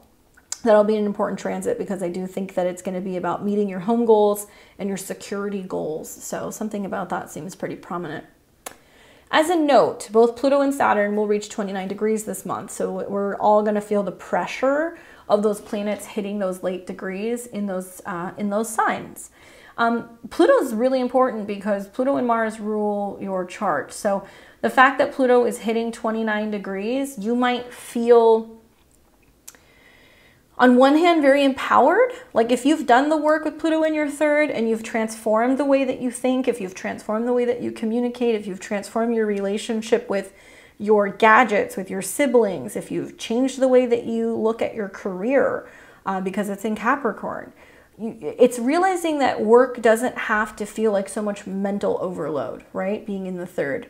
If you've done that work, then I think that you're going to just notice that you're more tapped in, you're more tuned in, you're more psychic and intuitive. You might finally have a breakthrough emotionally or psychologically, also with a relative. If not, then it can be a period of time where it's like fear is coming up, trauma is coming up. There is some fear of change. There is some fear of admitting something or talking to someone and having a difficult conversation. And then we've got Saturn, which has been in your 4th house for the last 2.5 years, that will also hit 29 degrees. And Saturn rules your 3rd house of communication. I've seen a lot of Scorpio risings that have had issues in communication with siblings, and I'm wondering if this is the breakthrough where you kind of clear that. Saturn will leave your 4th house where you have felt stuck at home, landlocked, you haven't been able to, get on well with your family, or there's been heavy home and family responsibility. It'll move into the 5th. So for sure, Scorpio, your home life's about to radically change. And whether that's moving or there being a letting go of a home or a family member. But then here comes Saturn, where it's focusing on happiness, creativity, children. And I hate to break it to you, but Saturn being in the 5th is not easy. It's trying to get you to commit emotionally, Pisces, to your vision when it comes to happiness, romance, and children. So lots changing in regards to the love and children department, your expression department, and lots changing in regards to your home. It depends on your own personal placements. But I will say pay attention, because these are really big shifts that are going to be happening here for you here in the next couple of months as we get closer to May and we start to see these outer planets change signs. Let's see what the cards say for you for the month ahead, and if there's anything that they want you to be aware of. Oh, here is the devil. There's the butt cheek there. I forget there's some nudity in this deck, sorry. So in this deck, I think there's 2 devil cards. I think there's 2 devil cards and 2 lovers cards, if I remember correctly. What is the devil? It's temptation, where are you being tempted back? And it could be Saturn, right? Where are you being tempted back into like negative patterns within your home, within your family? It could be Pluto that's in Capricorn. Where are you being tempted back? Watch out for fear. Fear is such a theme with the Mercury-Pluto conjunction. It's like, oh, that's the worst thing that could happen, if I move. That's the worst thing that could happen if I had a kid. If I had to talk to that family member that I never want to speak to again. The devil is saying watch for limiting ideas, watch for temptation, things that can be bad habits. This can be mentally, but this can be figuratively. You will see Venus go into your 6th house. So where there's bad habits that are not aiding your health or aiding your productivity. And watch for, I'm going to say it, watch for dishonesty. Whether that's you lying to yourself or lying to other people, there can be some issues that can come up with this month. So take care. Good luck. Let me know what happens. I will see you next month. We've got Sag and Sag rising. What's going up, Saggies? Welcome to February of 2023. I hope you're doing well. We are going to start off first with February 3rd with the Sun in Aquarius square Uranus in Taurus. So the Sun's lighting up your 3rd house, communication, getting things done, getting about in your neighborhood, taxes, texts, emails, meetings, traveling, dealing with siblings. But the Sun rules your 9th house, and it's moving through the 3rd, and it's in conjunction to Saturn. So I'm getting the feeling that part of what's happening this month is that there is a commitment to a new frame of mind. There is a commitment to a new vehicle, to a new way of communicating, to a new software, perhaps, especially managing business, managing money. Difficult time communicating and getting the point across, teaching other people, and there may be a need for you to be purchasing tickets or travel, okay? Not bad things. Aquarius naturally sextiles your ascendant. We start off with the most difficult transit, I think, mostly for the month, is the Sun square Uranus. So we've got Uranus in the 6th house, okay? So we know as Uranus has been going through Taurus, you're like, I need a change in my routine. I need to change something up. I need to be working differently. I need more freedom. Maybe I need more travel, and wanting to kind of diversify your daily routine. And so I think that this is about coming to terms with that and realizing that you can diversify your routine by going back to school, by traveling more, by teaching, by trying to write or publish. Like, these can be things that can really allow you to expand and have more freedom when it comes to your daily work. Equally, if you are wanting to launch a business, especially online, that involves importing, exporting, maybe it's going to be teaching, maybe it's videos, maybe it's a podcast or YouTube channel, there's a commitment going on. And in order to see that through, you have to change your routine. And that might mean that it costs money. It might mean that you're not working full time. It might mean that you have to make habit changes, right? And Physical changes will come about as a result of mental changes. So it's all about the mind this month and what you're telling yourself and how you're communicating with yourself that you can create change. Okay, so important. But in anything goes day, so scheduling can change. There can be issues also with health of pets. There can be issues also with vehicles, electrical issues, and other things that kind of like just cramp your style, man. I mean, Saturn can be old. So the sun coming in conjunction with Saturn makes you realize it's time to upgrade my vehicle. It's time to upgrade also maybe software or a gadget. Maybe it's just updating your philosophy on life, quite frankly, about what you can and cannot accomplish. So you might find a good book or a good podcast, or you have a good chat with like a sibling or a mentor who can really kind of shine a light on getting out of your own way. Okay, so then on the 4th of February, we have Venus in Pisces in your 4th house, which is all about home and comfort and decoration and pleasure and anything in regards to art. So this is a really nice placement, and it's coming into a square with Mars in Gemini in the 4th. Excuse me, in the 7th, okay? Venus in the 4th, Mars in the 7th. Hello. Naturally, because you're a Sag or a Sag rising, these are all mutable placements. So this is creating like a bit of a T-square for you. So it can say that there is like a bit of a challenge in regards to a woman in the family, a piece of art, something you've decorated the house with, routines or health with a woman in the family, pets with pets that are having health issues in the family, or friends. I'm wondering, with Venus being in the 4th square, is there potentially like a female friend that's coming to visit and it's cramping your style, and it's also creating some friction with a partner, or vice versa? It's possible. Family could also be the case too. You might see that family is coming to spend time. For the most part, I don't mind the square. I feel like a Mars-Venus square brings a little bit of like friction, which can be really great for chemistry. I'm wondering if like Venus going through the 4th house is creating more time, right? 6th house, for downtime, for pleasure, for fun, for romance, for doing things.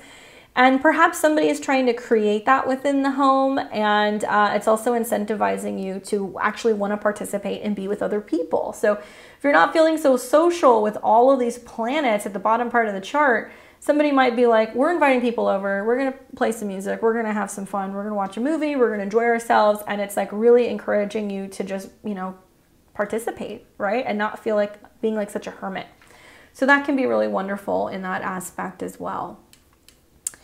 Then on the 15th of the month, oh no, I take that back. On the 9th of February, excuse me, Mercury will come into conjunction with Pluto and Capricorn. So Mercury rules partners and career, and it's in your money sector. So it looks like you're either talking to business partners, clients, maybe you're talking to your partner just about what your goals are when it comes to your finances and your resources. Maybe you're sharing some information with them about a financial decision you're making, about what you're doing with your money, about how much money you've made, and you're maybe going through documents and receipts. That's possible, especially in regards to taxes. Pluto is about what is hidden and what has not been seen. So I get the feeling like if there's been conversations you've been meaning to have about wrapping up the year's end, you can. If you are also wanting to ask questions about, okay, well, where do we stand on this? And like, what's going on with this financial situation? There can be something that is revealed that you were not aware of in regards to finances. I don't see it as being a bad thing. I feel like it's about helping you feel stronger and empowered in regards to open communication with resources. And something that's missing may be found. That's something else. Okay, especially like suspicious charges. That's one other thing I would say. Like, make sure that if you're seeing any charges or anything, that you're like running it through with a partner. If you have like a joint account or a credit card or something and there's like a charge, ask your partner, so that way you're making sure that it's not it's not something scammy or yeah, like theft, because that could be happening. All right. Okay, so now we've got February 15th, Venus conjunct Neptune in Pisces. So kind of, you know, we've seen Venus in the 4th. Maybe there's been home decorations or socializing that just doesn't always resonate with you or a partner. And now here comes Venus in conjunction to Neptune. So Venus conjunct Neptune makes me feel like there's opportunity for more beauty and harmony. I'm wondering if there's like trying to decorate a space or trying to kind of put something together like with a partner, and the partner's like, why did we buy this? I don't like this, or like this isn't working. And then finally you guys put it together. And then come the time that you see Venus conjunct Neptune on the 15th, everything's kind of harmonizing and it's like smoothing over and it feels good.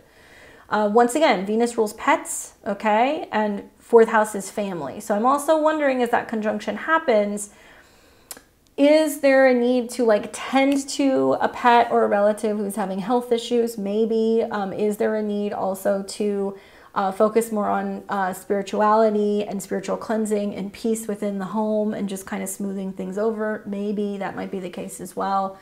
But Venus and Neptune in conjunction is generally very peaceful, and it's very creative, and it's good aesthetic taste. And I'm looking at these two sextile, and I feel like you're investing more time or money or resources into beautifying and making your house feel zen. So I think that you're actually going to like it, and maybe you're inviting friends over and you're like, look at this fabulous new hot tub, look at this pool, like look at all of this beautiful lighting, or I have like a meditation room. Like there's something that you've created that you kind of want to show off. Maybe you painted the walls or something and you want to show it off. Then on February 16th, we see the sun come into conjunction with Saturn. So sun, which rules travel, education, publishing, philosophy, gurus, legal stuff, comes into conjunction with Saturn. So to me, it seems like spending money on travel, trips, education, investing more also in your belief or your philosophy. Some of you guys may have some legal documents you have to sign. Some of you guys might have some contracts you have to sign. I could also see this as committing seriously to a new skill or a new habit. Maybe you're saying, okay, I finally want to launch my YouTube, or I'm going to teach people things, or I'm finally going to sit down and focus on publishing this book or putting together this course. Regardless, the Sun-Saturn conjunction is encapsulating what has been 2.5 years of Saturn in Aquarius. So it's been working on your communication, your mind. It's been trying to get you to think more about writing, walking, learning, and breaking out of old mental patterns. Then on February 18th, we're going to see the sun leave Aquarius, and it's going to move into your fourth house of Pisces. So the sun is going to shine a light on home, family, roots, private life, emotion, sensitivity, the past. So this can be the bigger picture of like what life is meant to be like, what the purpose of life is.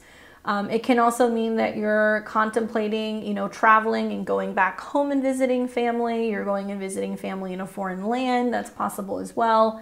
But maybe it's just more downtime, time with the family, enjoying your home, especially if you've been making major changes to it.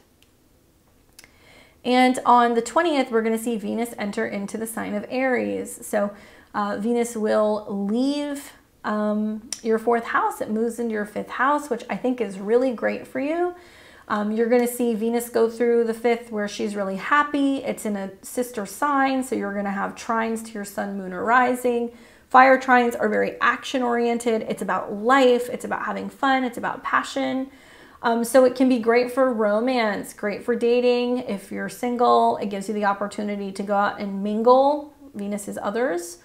And also just make more time for a sport, having fun, going on dates. I would love to see like you guys go to a comedy club with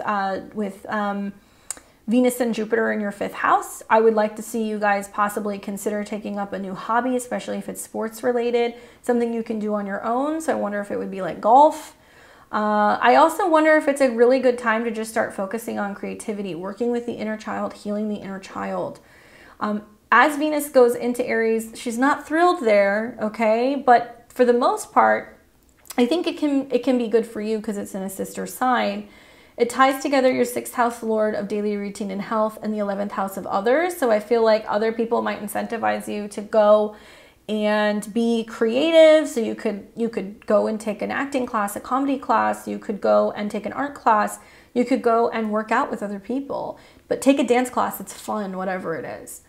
Venus will come into conjunction with Jupiter. This will be closer to March, but when that happens, it's really good for you because it tells me you're making new friends. And then it'll come into conjunction with Chiron. So you're healing something in regards to your inner child, your love life.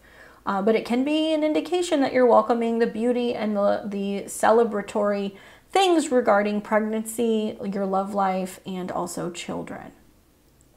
Finally, on the 22nd of February, we're going to see Mercury in Aquarius trine Mars in Gemini.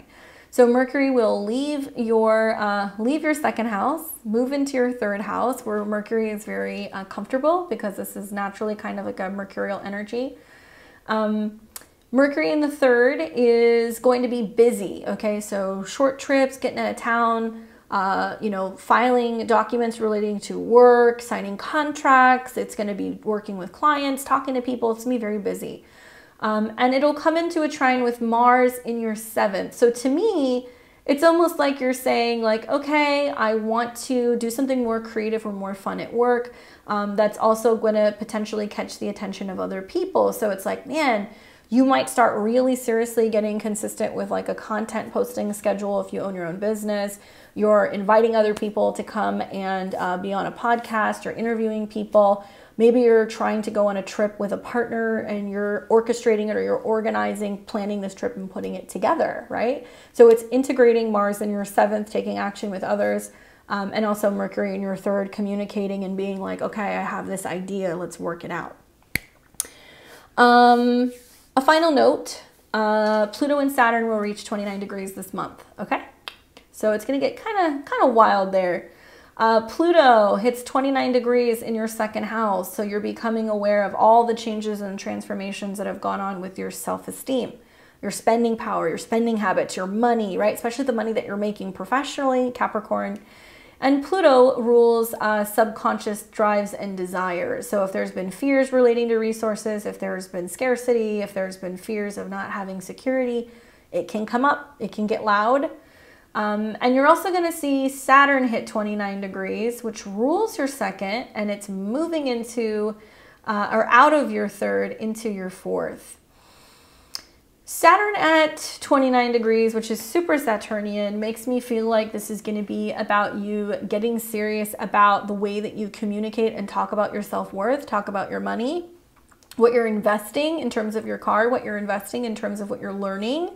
And it's going to be interesting because these 29s are going to hang out for a little bit until we get into March, and then they're going to move into the next sign. So Pluto will then move into your third house, where you need to be careful of negative thought patterning and communicating. You're also going to want to be more aware of the power of your words. Then we're going to see Saturn move into the fourth house, which is going to be about you focusing more on buckling down financially and what you own. So some of you guys are going to go, I'm ready to move, I'm going to buy a house, right? Or I'm needing to deal with home or family things, or I'm staying home now, so I'm working more remotely. So I got to get used to kind of working with new technology as Pluto goes into your third. So you're graduating essentially from these long years of having Pluto in your second and Saturn in your third house. Get ready. Saturn going into your fourth house can be more challenging because you're going to feel the burden of home, family, responsibility, sometimes heavier moods, and it will square your ascendant and your descendant, and it will oppose your midheaven. So Saggies, you're going to feel like, okay, but what about my career? Where am I going? What am I doing? And I can tell you, as a fourth house Saturn person myself, the Saturn transit through there is going to make you feel like some of your professional goals are out of reach, but it's kind of by design, because what it wants you to do is totally restructure your foundation and your home and your emotions. Okay, so hang in there. I'll be doing a Saturn and Pisces boot camp soon, so that might be helpful for you or anybody who has Saturn on an angle, or if it's your Saturn return. Let's see what the cards say for you, Sagittarius. Oh, okay, cool. I like this. You get the Ace of Cups. I like that. I like that a lot, actually. I think you'd be surprised just how positive the Venus transit can be in your fourth house. I think that Ace of Cups is a premise of new beginnings, renewal, emotional renewal, relationships, falling in love, right? New emotions coming online. And it may not be the biggest transit, but I think that this is really the only kind of watery stuff that we have going on, right? Venus and Neptune, and then the sun goes into the 4th. You know, what do you love? Focus on what you love. It doesn't have to be a person. It can be a thing. It could be a hobby. It could be a family member. It could be a plant. It could be a pet. But focusing on what you're loving and nurturing, and that includes yourself, because you got to give that to yourself too.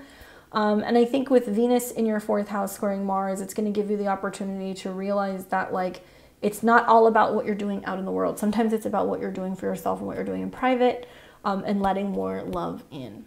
Okay, good luck, Sag.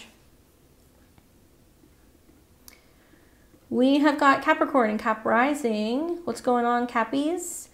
Welcome to February of 2023. I hope you're doing well. We're going to start off with the more challenging transit, February 3rd. Sun in Aquarius in your 2nd house in a square to Uranus in your 5th. Okay, wowzers. So the sun in the 2nd is lighting up spending power, self-esteem, security, how you're changing and also transforming your resources. Interesting, because you have your 8th house lord of money that people owe you in your 2nd house. So maybe you're going, I need a loan, I need you to pay me back, I need to see a return on this investment, something like that can be going on. But nevertheless, sun being in your 2nd house is powerful for obtaining things. The challenge is that the sun is going to square Uranus, which is about your resources. So it's saying, like, be careful with what you invest your time or your energy into, literally, because Saturn's also in that house. This is also saying, like, don't take any unnecessary risks with either romantic relationships or with gambling. This can also mean, like, self-employment. There can be a sense of being like, I'm going to do this, it's going to pay off. And then you're like, oh my goodness, this didn't pay off. That is possible. Be very careful, especially when the sun comes into conjunction with Saturn later in the month. You're going to have a reality check as to whether or not it was a good idea. Anything goes though, you know, sun in the 2nd, square Uranus in the 5th can also mean that you're having a difficult time letting go of a romantic partner, letting go of a hobby, letting go of a child, that there can be a sense of, like, wanting them to stay with you and not grow up, and you're having a difficult time with that. On February the 4th, Venus in Pisces squares Mars in Gemini. So you've got Venus moving through your 3rd house, where it's all about beautiful communication, pleasure trips, sprucing up your vehicle, sweet conversations with neighbors or with siblings.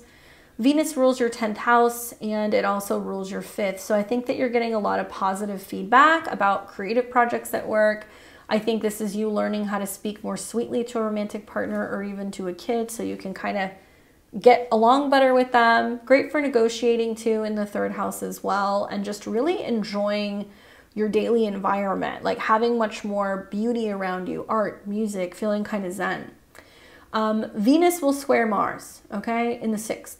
And this makes me feel like there can be some issues pertaining to how you're communicating, I think, your routine, whether it's talking to coworkers or it's talking to siblings. There seems to be like a little bit of pressure, especially as Venus is coming into conjunction with Neptune. I could see you being like, I am just swamped in work and meetings and things, like I need help. So you can be saying you need help from a relative, you could be saying you need help from an assistant, and you're just like, ah! But the Venus-Mars square is not a bad transit. It can bring a little bit of friction, but it can also bring opportunity for romance. So this could be some flirting in the workplace. This could be some flirting with some next door neighbors, kind of striking up some conversation that kind of like piques your interest in terms of who's around you, or maybe even at the gym or at your local market. Then we're going to have on February 9th, Mercury come into conjunction with Pluto in Capricorn. Oof. Watch your words, Cappy. Mercury, mind, right? How you communicate, how you express yourself. It also rules your beliefs and your philosophy. It also rules your routines. And so there is some sense when it comes to your body, being stressed out with communication, being stressed out about your schedule, being stressed out about either legal or travel plans, okay? Just a heads up. But I say be careful and watch your words, because Mercury, Pluto in the 1st house means that you can almost be preaching, or you can be a little hypercritical of people when it comes to their patterns, their habits, or their belief systems. Can be a really profound day for just having psychic intuition and having insight. Pluto also rules your 11th house. So maybe you're realizing that it's like you're really clear when it comes to your goals now, and you know what you need to change in regards to work or your health in order to be able to achieve what you want to achieve. Then we have on February 15th, Venus conjunct Neptune in Pisces. So I like this transit. 10th house Lord, conjunct 3rd house Lord. So it can be really, once again, feeling inspired. You might be feeling like journaling. You might have a new creative idea for work. You're writing it down, especially if you are a creative, if you work in the field of journalism, or maybe you create music videos, maybe you write poetry, maybe you write music. There is an opportunity for a breakthrough of inspiration and really feeling like something is just kind of flowing, right, in Pisces. There can be new opportunities in regards to work too, where you're opting to do work that's going to be more creative or independent, and that's kind of popping up for you, especially something that you might do remotely. Great time for like pleasure trips if you want to get out of town briefly for the weekend and go, and you might still have to do some work, but it does make me feel like it's going to give you the opportunity to really enjoy being closer to nature. Maybe getting out of town with a sibling too, that could happen. Meeting love online or locally is another theme that you would see here. Okay, so then on February 16th, we have the Sun in conjunction to Saturn in your 2nd house. Okay, so Saturn rules your chart. It rules your 1st and your 2nd house. Sun is other people. So as the Sun comes into conjunction with Saturn, there's this sense of, am I getting what I need? Right? Do I feel secure with other people? You want to be careful because this can be where you can kind of get a little bit of pushback, or there can be a sense of feeling like, well, that didn't pay off, right? Like that didn't pan out.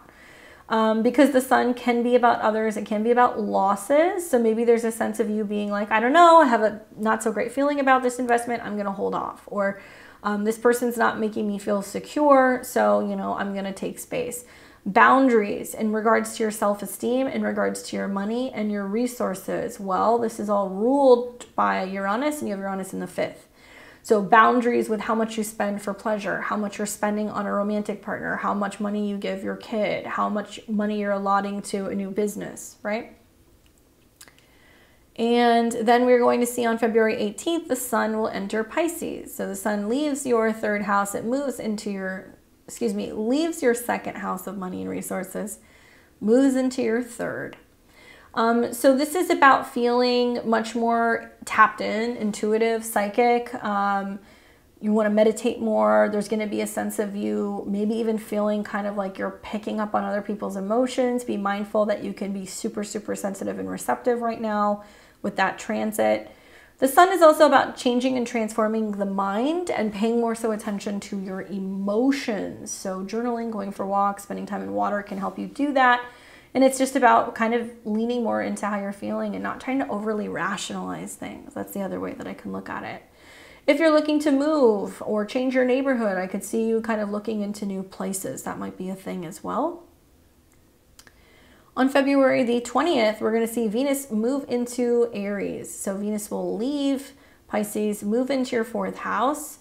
Venus 4th is nice. It does seem to suggest that there is a sense of bringing more beauty to the home. Venus rules your career, right? And it also rules creativity or art. So I feel like there's a sense of you going, I want to make this place my own. And being that it's in the sign of Aries, it's not totally thrilled. It's also going to be squaring your ascendant and your descendant. So there is a sense of being like, I want my own room. I want my own space. And I want the red leather couch, or I want to paint the walls yellow, or I want the big, you know, statue or something that's just kind of like funky and weird, or something that's just your own personal style. Be careful with trying to change things up too quickly. That's the one thing that I would say. Because Venus coming into conjunction with Jupiter makes me feel like there's a sense of you being like, I want to do it all, and I want to do it now, and it needs to be big. Venus coming into conjunction with Jupiter also makes me feel like there can be some like really cultural influenced designs and themes going on in your home. Venus will touch Jupiter and Chiron. So for some of you guys, it's like, I need to go and be with family. I need to go and be with a female relative that's dealing with some health issues. knock on wood, obviously, but you know, especially if you have family overseas, or if you have family that's further away, sometimes this conjunction can indicate you need to go and be at home with family because they're transitioning. That can happen. I hope not, but just watch for that. And then healing, because it'll come into conjunction with Chiron as well. So it's wanting to heal something about the mother, the home, the family, the roots.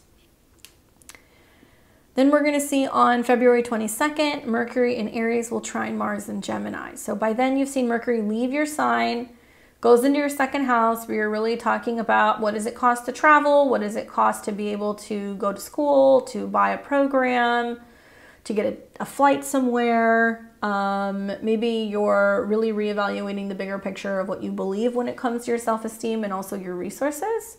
And it's going to trine Mars. Okay, so Mercury rules your career and work. It also rules travel. And perhaps maybe in the second house, you're like, look, I have to, you know, start this new job. I have to change my schedule. I have to fly back home. And you're just telling work like something that you have to do that's necessary. Because Mercury and Mars in aspect to each other is positive, communication is king. So it's a matter of being like, is this productive for me? Okay, yes, I'll spend money on it. Is it going to be helpful? Okay, yes, then I'm going to actually work on it.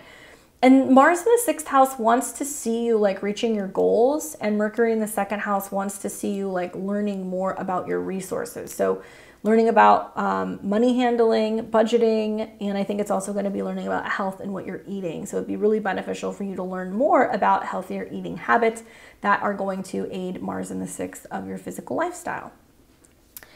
We have got, just as a side note, Pluto and Saturn that we're going to hit 29 degrees this month. I feel like for my Capricorn risings, this is especially very, very strong for you.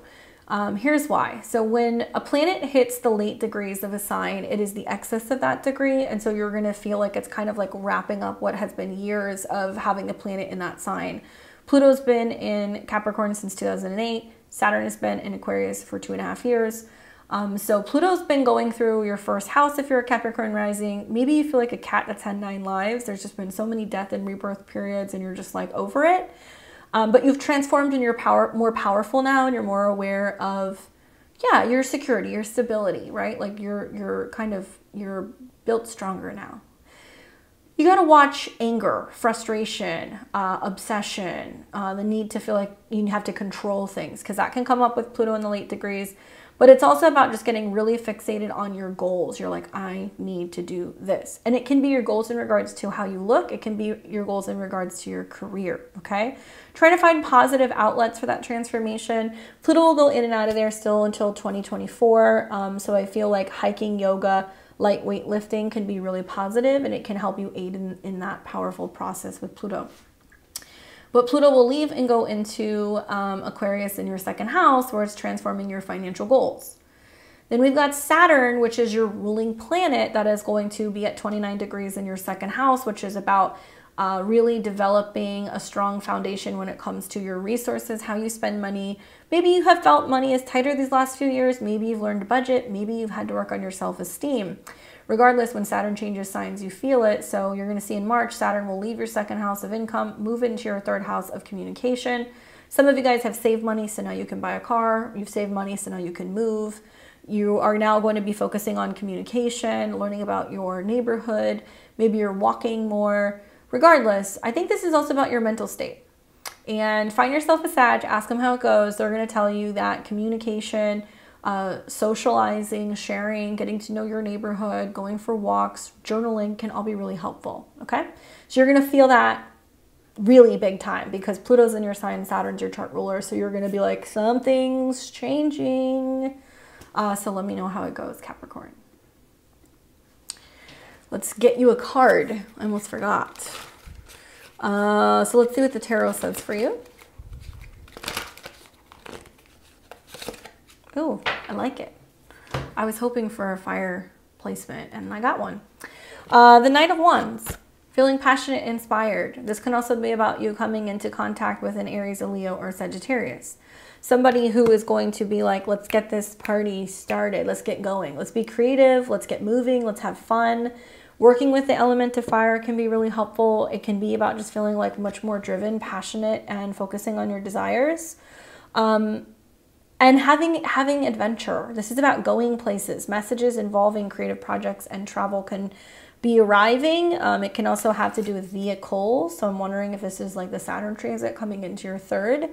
But I also think this is about you just really feeling like it's time to go after what it is that you're desiring. Okay, you're going to see this a lot.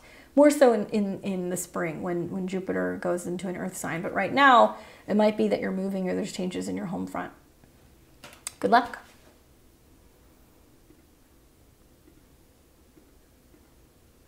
We've got Aquarius and Aquarius rising. Welcome to February of 2023. If it's your birthday this month, happy birthday, right? You and my Pisces.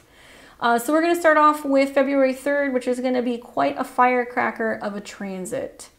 Sun in Aquarius in your first house, and it's going to be in a square with Uranus in your fourth house. Okay, so this is challenging. There's no real easy way to put it. Okay, so we've got the South Node in your 10th house where you're kind of clearing out work and responsibilities. The North Node is in your fourth house, which is focusing on home and family and your roots.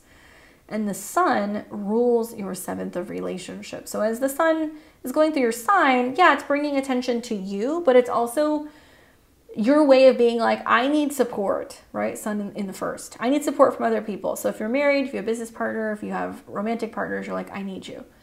And at the same time, the Sun has been squaring the nodes. So there's a lot of focus on you, your body, your behavior. If you're kind of wigging out a little bit. And the Sun has been approaching a conjunction to Saturn where you're maybe going to feel like, okay, I've hit my limit. That can happen where you're like, I've had enough. But before that happens, the Sun will square Uranus, which I think is the transit that's going to prompt you kind of laying down the law later in the month. So when the Sun comes into a square with Uranus, you're going to be feeling like you're having to confront people. So it might mean that you're having to confront people in your family. It might mean that you have to confront a spouse, you have to confront a relative. It's about how you're adjusting to changes that are going on within your home, right? You've seen this, right? Eclipses in your fourth house, Uranus in your fourth house. I heard some crazy stories. I've heard people who were like, my house burned down. I've heard people who were like, I found out that, you know, my partner was having an affair, so I moved 3 times. I've heard people finding out that they had like long lost siblings that they never knew about. I don't know. But there's been some craziness. So I'm wondering if this is like you being like, okay, you know what, shift has to happen. In the spring, when we get into May, Jupiter will go into your 4th house. So you may move, you may expand your family. There may be people moving in or moving out. There may be more property that's being developed. I don't know. But until then, this is that closing period where we're in between eclipses and planets going into Aquarius are putting pressure for the 4th house changes to come in the spring.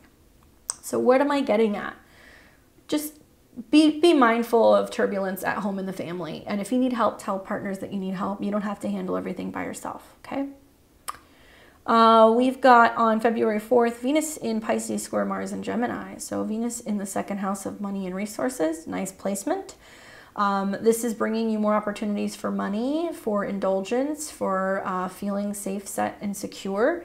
And it's putting the pressure on Mars in your 5th house of children. So maybe you're feeling like, I'm having to spend more money on daycare. I'm having to spend more money on education. I'm spending more money on a trip. I'm having to spend more money on pleasure and having fun. But this is a good square to have because I feel like you've got the money to invest in having fun. You've got the money to buy the kid toys. You've got the money to plan the vacation, whatever. But it's great for romance. I feel like if you're really feeling yourself and feeling secure and maybe treating yourself a little bit, it's also going to make you feel like you're more open to just being loved and having a little bit more fun. So I like that square. Venus rules trips and education and travel. It also rules home. So I'm wondering, are you doing some education at home? Are you investing in that? And then you've got Mars being the ruler of work and career, and it's also the 3rd house. Some of you guys might be doing some training, some software training at home. Some of you guys also might just be feeling like there's a need to have more spontaneous like weekend trips just to kind of break up your schedule and have more fun, getting out of town every now and then. Okay, so now we've got Mercury conjunct Pluto and Capricorn. That's going to be on February 9th of 2023. So we're going to see the conjunction happening in your 12th house. Mercury rules happiness, joy, lovers, creativity, children, 8th house, other people and resources, and it's meeting up in your 12th house. So here's the positive side of the transit. If you're tuned in, which I think you are because Pluto's getting really close to your sign, you can have some profound insights, like spiritually, when you're sleeping through dreams. There can be a sense of feeling really tapped into the other side, feeling guided by your ancestors, which can help you. The challenging part of this is that with your 8th house lord and your 5th house lord in the 12th conjunct Pluto, there's a sense of you being like, I'm overwhelmed. I'm overwhelmed about something involving my children. I'm overwhelmed about my love life. I'm overwhelmed about a secret or something that I uncover and I don't know how to deal with it, right? And it might be feeling like it's just really hard for you to keep this inside. But it can also be a time for you to put something to rest. So you might have a kid that doesn't want to get on a regular sleep schedule. You might have a difficult time releasing and letting go of an old romantic partner. And yet you can be just overworking, overthinking, stressing out. Like, try to calm the mind during this conjunction, okay? Because it's all about you also realizing like you can't control everything. You're not responsible for controlling everything. It's not meant to be completely on you. On February 15th, Venus conjuncts Neptune in Pisces. So we've got Venus coming in conjunction with Neptune. I think it's really romantic. I think it's really sweet. It literally can be sweet. You can get all the sweets for Valentine's Day, cookies and flowers and cupcakes and all that stuff, because it's in the 2nd house of food, but it can also be jewelry. So you might get a nice gift from somebody who's abroad or further away. Somebody might gift you a trip or a program or just something really beautiful from a faraway place. There can also be this sense of you being like, I'm putting money into my home. So I'm wanting to buy an aquarium. I'm wanting to plant a garden. I'm wanting to, put down money to get a hot tub or to dig a pool. Something like that can be happening. Spa options too, maybe doing like spa night at home. That could be something you could do for Valentine's Day. But very romantic. I would just say watch for money going missing. I've seen so many transits like this in the 2nd house where somebody takes their clothes to the laundromat, they wash their clothes, and then they realize it's gone in the dryer and then it's missing. Or you can do that at home. There can also be wallets that go missing and stuff here as well, especially if you are traveling during mid-February. So if you're in an airport because Venus is connected to the 9th, or if you happen to be at home, something can go missing and you're like, no, I need that bathing suit. I can't find it. And I'm going on vacation tomorrow. Where is it? You're tearing everything apart. It's missing. Let me know what goes missing. Then we've got on February 16th, Sun conjunct Saturn in Aquarius. And this is like the I mean it, I'm serious day.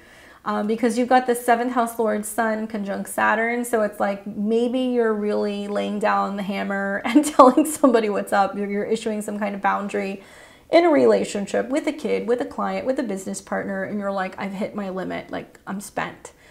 Part of this is the conjunction, which is really encapsulating Saturn in your 1st house for these last few years.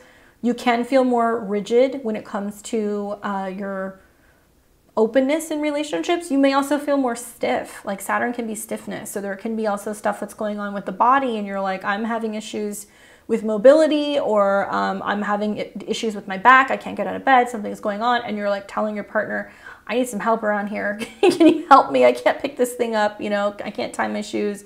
My back is out. These things can happen with that conjunction. Just be mindful of being really direct about what it is that you need with others this day. Then on the 18th of the month, we're going to see the Sun move into Pisces. So Sun moves into the 2nd house where there's a focus on money, resources, security, self-esteem. This is also about what other people give you, what money people give you, what gifts people give you, what value people give you, what emotional connection you have to others that you also value, right? Sun rules the 7th.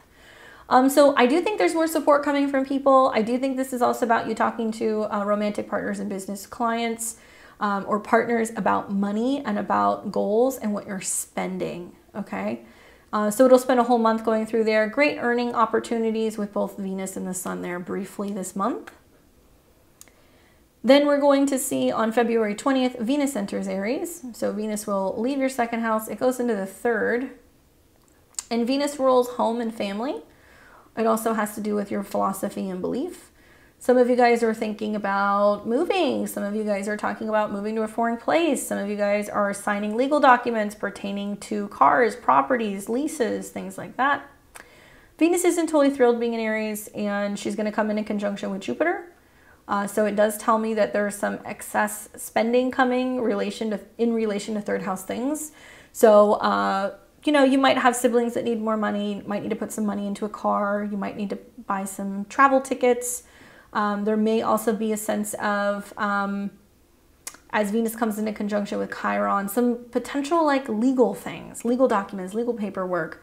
Venus does want to protect, but I feel like there's something brewing where you're having to kind of talk to relatives or family about change that's going on within the home or within the joint finances. That is very possible. But it's legal, or it's your philosophy about family is kind of shifting. It can be harder to make peace with female relatives right now. Then on the 22nd of February, Mercury in your sign of Aquarius will trine Mars in Gemini.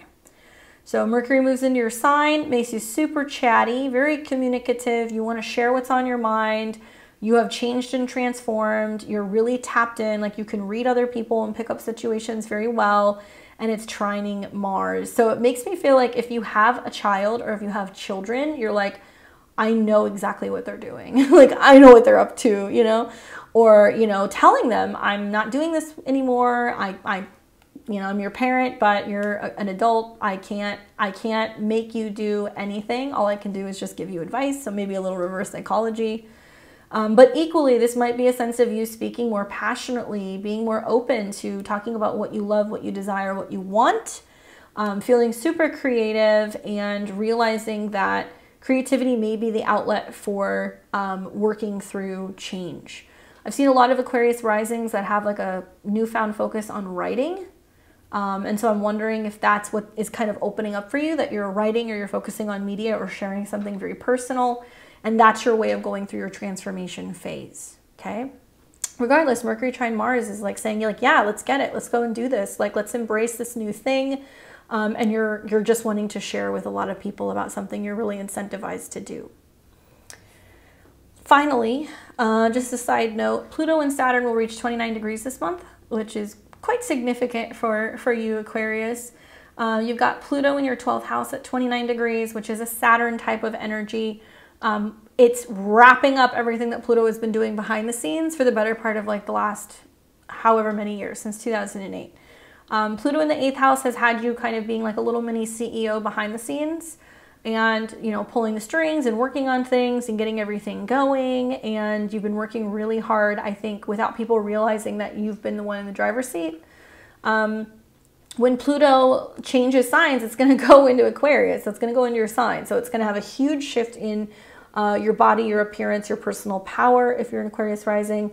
Sun and Moon is going to play out a little bit differently, but it's meant to bring empowerment, okay? Even though it may start off as like a bit of a crisis, it will bring you empowerment. Now, Pluto will go in and out of your sign for between now and 2024, so it's only staying for a brief period of time. That'll be in March. And then we're going to see Saturn, which has been in your first house of self and body. It can be about responsibility. It can mean that you have felt more limited. You've felt more kind of challenged. You've felt like you've been holding back or that you've been kind of stunted. It'll leave your sign and it'll go into your second house. And this is about resources, self-esteem, security, money. So it seems like you're embracing change. You're looking at your resources differently. What are you learning about an old version of you kind of washing away and like a new version of you emerging, which in turn has to come with like new financial skills, new focus on self-esteem, new development of resources. That's what Saturn the second is going to do. I really recommend watching my astrology for 2023. I go through all the 12 signs. I feel like it's really going to be important for both you and Capricorn to really understand how some of these transits are going to be kind of taking place, okay? Let's give you a card here and see what they say.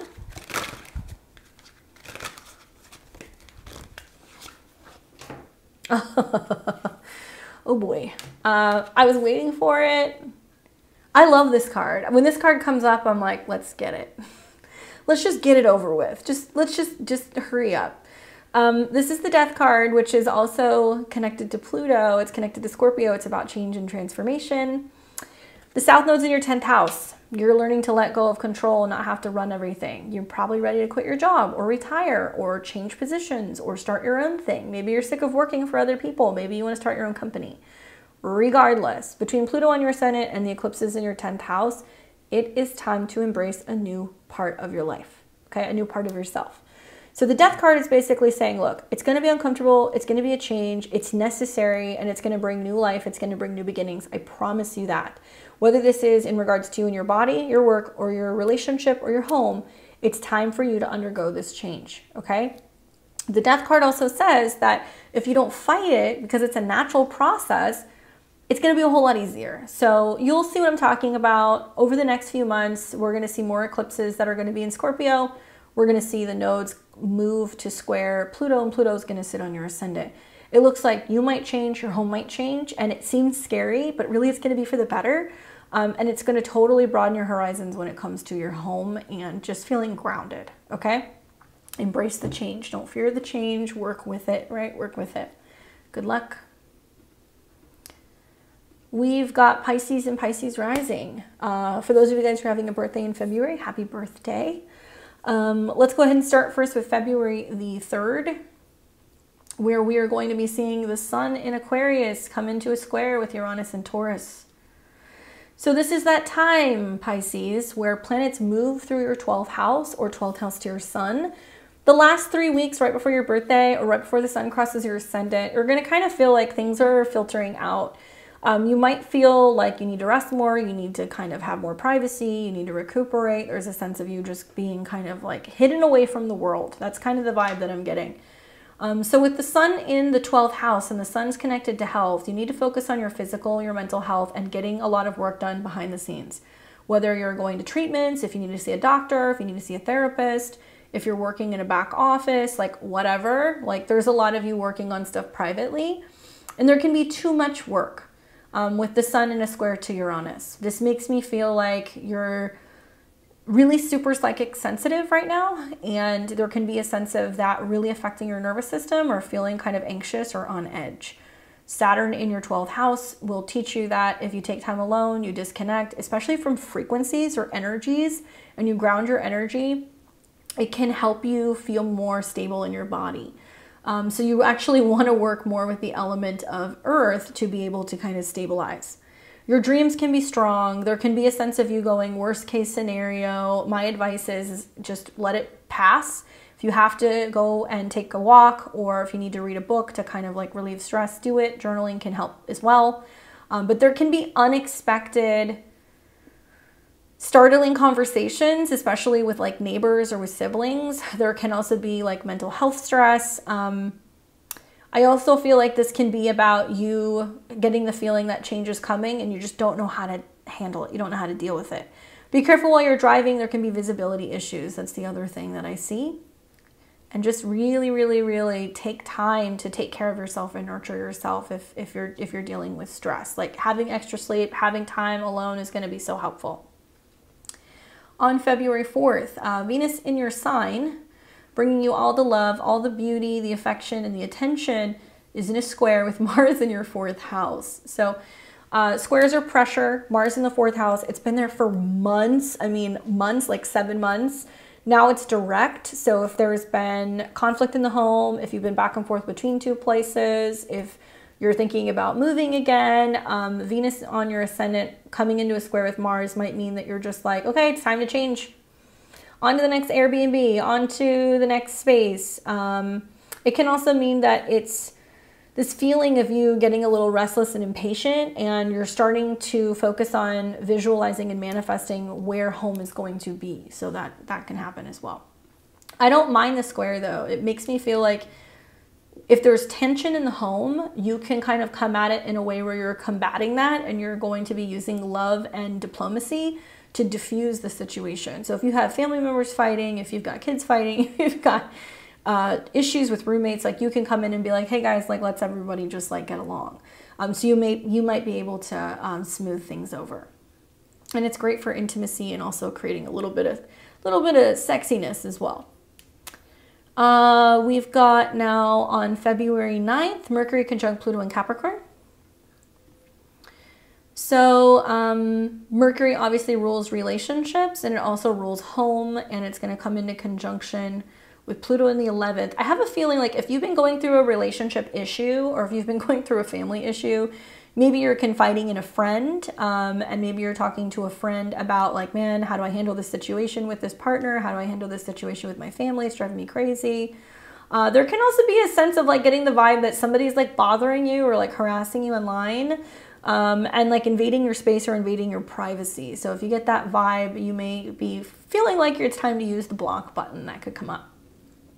Pluto rules others, especially other people in other places, foreign places, or anything in regards to legal stuff. So you could be asking a friend like, do you think I need to worry about this? Like, is this person going to keep bothering me? Like, should I like, you know, file something? Should I, you know, talk to an attorney about this? If you're having some kind of issue with like harassment, especially online, that could come up. If not, and I hope that that's not the case, then it's probably just getting some really good insight and advice from a friend and how to handle a situation with a relationship or family.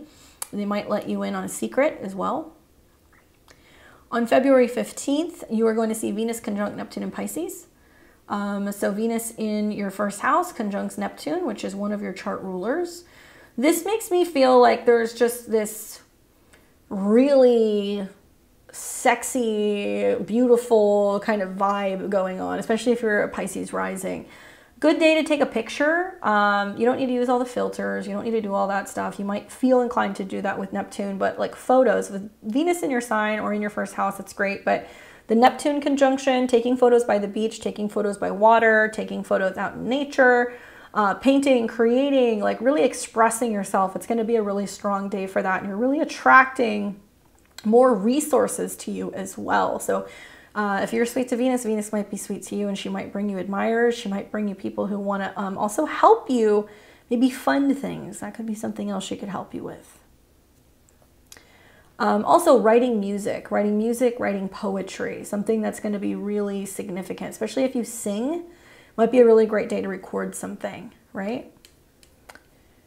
Now we've got February 16th. This is going to be when the Sun conjuncts Saturn in Aquarius. All right, so we've got Sun is the ruler of the 6th house of routines, health, and fitness habits, coming into conjunction with Saturn in your 12th.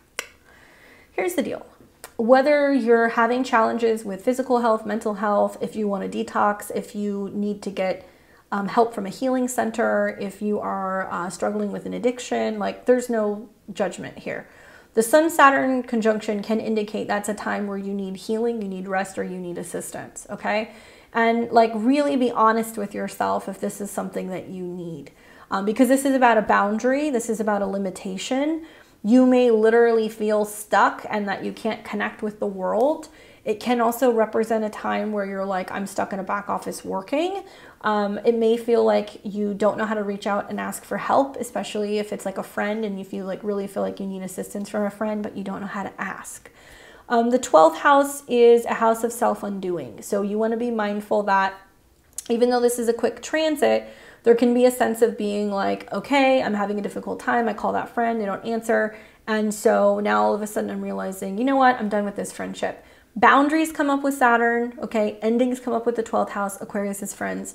So there can be a sense of if you're going through a difficult time and you're used to having somebody support you and they're not there, there can be a sense of being like, I'm done with this friendship. I'm finished. Equally, there can be a sense of being overwhelmed by work and responsibility. So just take a deep breath. The Saturn conjunction with the Sun will only be in play for about a day or two. And if you need to take a mental health day, take it. If you need to rest, take it. Then we're going to have on February 18th, the Sun enters into Pisces. So the Sun will go into your sign and it's going to bring more energy and vitality to you if you're a Pisces rising. It can also make you more sensitive, more emotional, more compassionate. So the 12th house is like, I can't take it anymore. And then the first house is like, I'm actively working on my emotions and my feelings. So then it makes way for healing and for acceptance and working through something. The sun also is about your habits. So you want to watch like your eating habits, your sleeping habits. Venus in the first house is also just being able to kind of communicate more freely about how you're feeling. Yes, there can be more waterworks. Yes, there can be more of a sense of you being more empathic. So water, salt baths, scrubs, these things are really important as you're going through this transit, but it is going to bring you more energy. On the 20th of the month, we're going to see Venus go into Aries. So it moves into your second house. Venus is happy there. She likes being in the second house where she can bring you more resources, more money, support from other people, opportunities for contracts, conversations, and also business. The thing that I would say though is Venus is not totally thrilled being in Aries because she's moving into a Mars sign. Venus rules other people's money and it also rules communication. So in the second house, you might feel like you have to fight a little bit harder to get people to agree to things, to sign off on stuff. You have to work a little bit harder for the money. She will come into conjunction with Jupiter. So I think that that kind of neutralizes the Aries energy because Jupiter rules your chart. And there could be like a nice, sweet, gift that you get. You might get a bump in increase in money. You might have a breakthrough idea and you sell something and it's really successful. You might get a raise. That'll be more at the beginning of March, but that's still going to be really positive for your chart. It's also a time to heal issues in regards to finances, self-esteem, or security. So more of that at the beginning of March, but you're definitely going to feel the shift when Venus goes into your second house because it's not going to be as pleasant as it was in your sign. Okay, so then we have on February 22nd, Mercury in Aquarius trine Mars in Gemini. So at this point, Mercury's moved into your 12th house, which is, I think, super psychic, intuitive, lots of dream opportunities. Mercury rules partnerships. It also rules home. As it goes in the 12th house, it can be a time where you're taking space from a partner, you're taking space from home. Maybe you're away from home, you're traveling, maybe you're going to a retreat center. Maybe you're focusing also on doing some kind of counseling therapy, right? Seventh house Lord is counselors, especially in regards to home emotions or family related issues. So counseling is not limited to a therapist. You could go and get a reading, a tarot reading, an astrology reading. You can go talk to a pastor. You can go talk to a life coach. You can talk to a therapist or a doctor, but being that it's going to be in Aquarius, I think it's getting counsel with somebody who's going to give you like a perspective that's a little out there and also be talking to you about the future and how to navigate some of the things that you're thinking or feeling.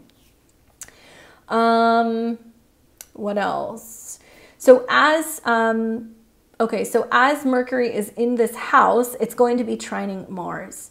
And so Mars is about money and resources, and it's in your 4th. I have this feeling that it's like you're talking to partners about what changes you want in the home, what changes you want financially, what's going to make you feel safe, what's going to make you feel secure, what you can or cannot do, okay? And so it's going to differ for everyone. For some of you guys, it's about having these conversations with family. For other people, it's going to be your relationships or even your roommates.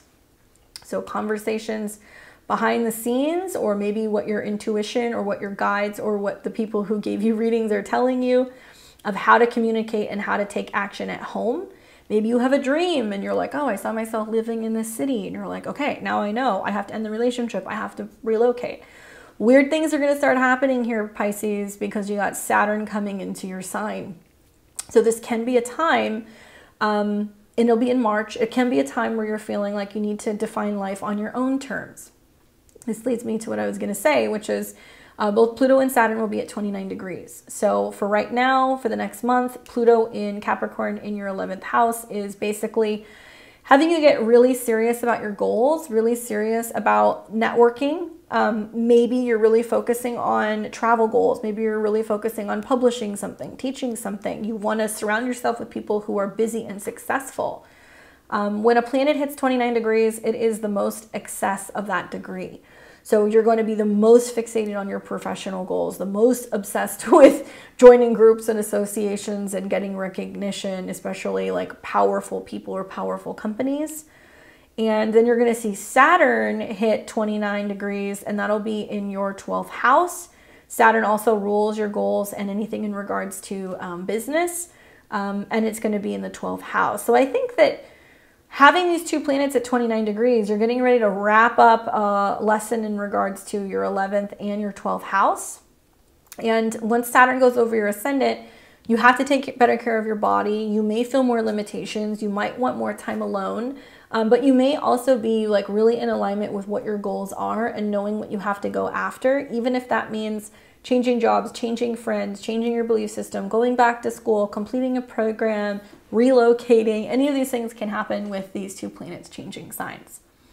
So just be mindful of that the first half of this month really kind of feels like you're wrapping things up until the time that we see the sun go into Pisces. And even then next month, there's big changes. And I would really recommend, you know, for Capricorn, Aquarius, and Pisces, you guys really should go and listen to my 2023 conversation, my video. It's long, but there's timestamps. You can go and listen to how some of these changes are going to affect you, okay? And once again, happy birthday if it's your birthday. So let's see what the cards say. Again, this is how we started the horoscopes. This is how we're going to finish the horoscopes. The good news is you're going to get what you want. Okay, so whatever your wish is, it's going to be granted. Nine of Cups is basically saying, yes, you can have that. Anything is possible. I think Saturn going into Pisces is about literally getting serious about your goals. I think Pluto going into your 12th house is realizing in order to do that, you got to change countries, change philosophies, you got to go back to school. Something's got to happen. So the focus is literally on making your dreams a reality. Saturn in Pisces, I think that that's going to be possible. I wonder though if that's going to be about getting serious about what is possible. I think that it may come with some heavier moods, but the Nine of Cups is happy. It's saying, you know what, I'm going to get what I want in the end. It is going to play out in my favor. And as long as my wish is coming true, then I'm willing to do the heavy lifting. All right, guys, February, believe it or not, February is it's a much easier month. Once we get into March, April, May, it's going to be like, everybody's just going to be like, what is going on when all these planets change signs and we come into eclipse season? So please enjoy the transits. Please pay attention to the transits to the outer planets. They are very loud. They are telling us where we are seeing collectively in the world big change happen. Let me know. Leave me your comments below. I would love it so much if you can give me a thumbs up and say hello. Let me know where you're tuning in from. Are you seeing some of these things manifesting in your life? If you just want to say, hey, happy February, that's cool too. Make sure you click the button below and you're subscribed. And if you like my content, you can support me or you can book a reading. There's my website below. Otherwise, I will see you guys very soon in just a couple days. And a very happy February to everyone. Take care.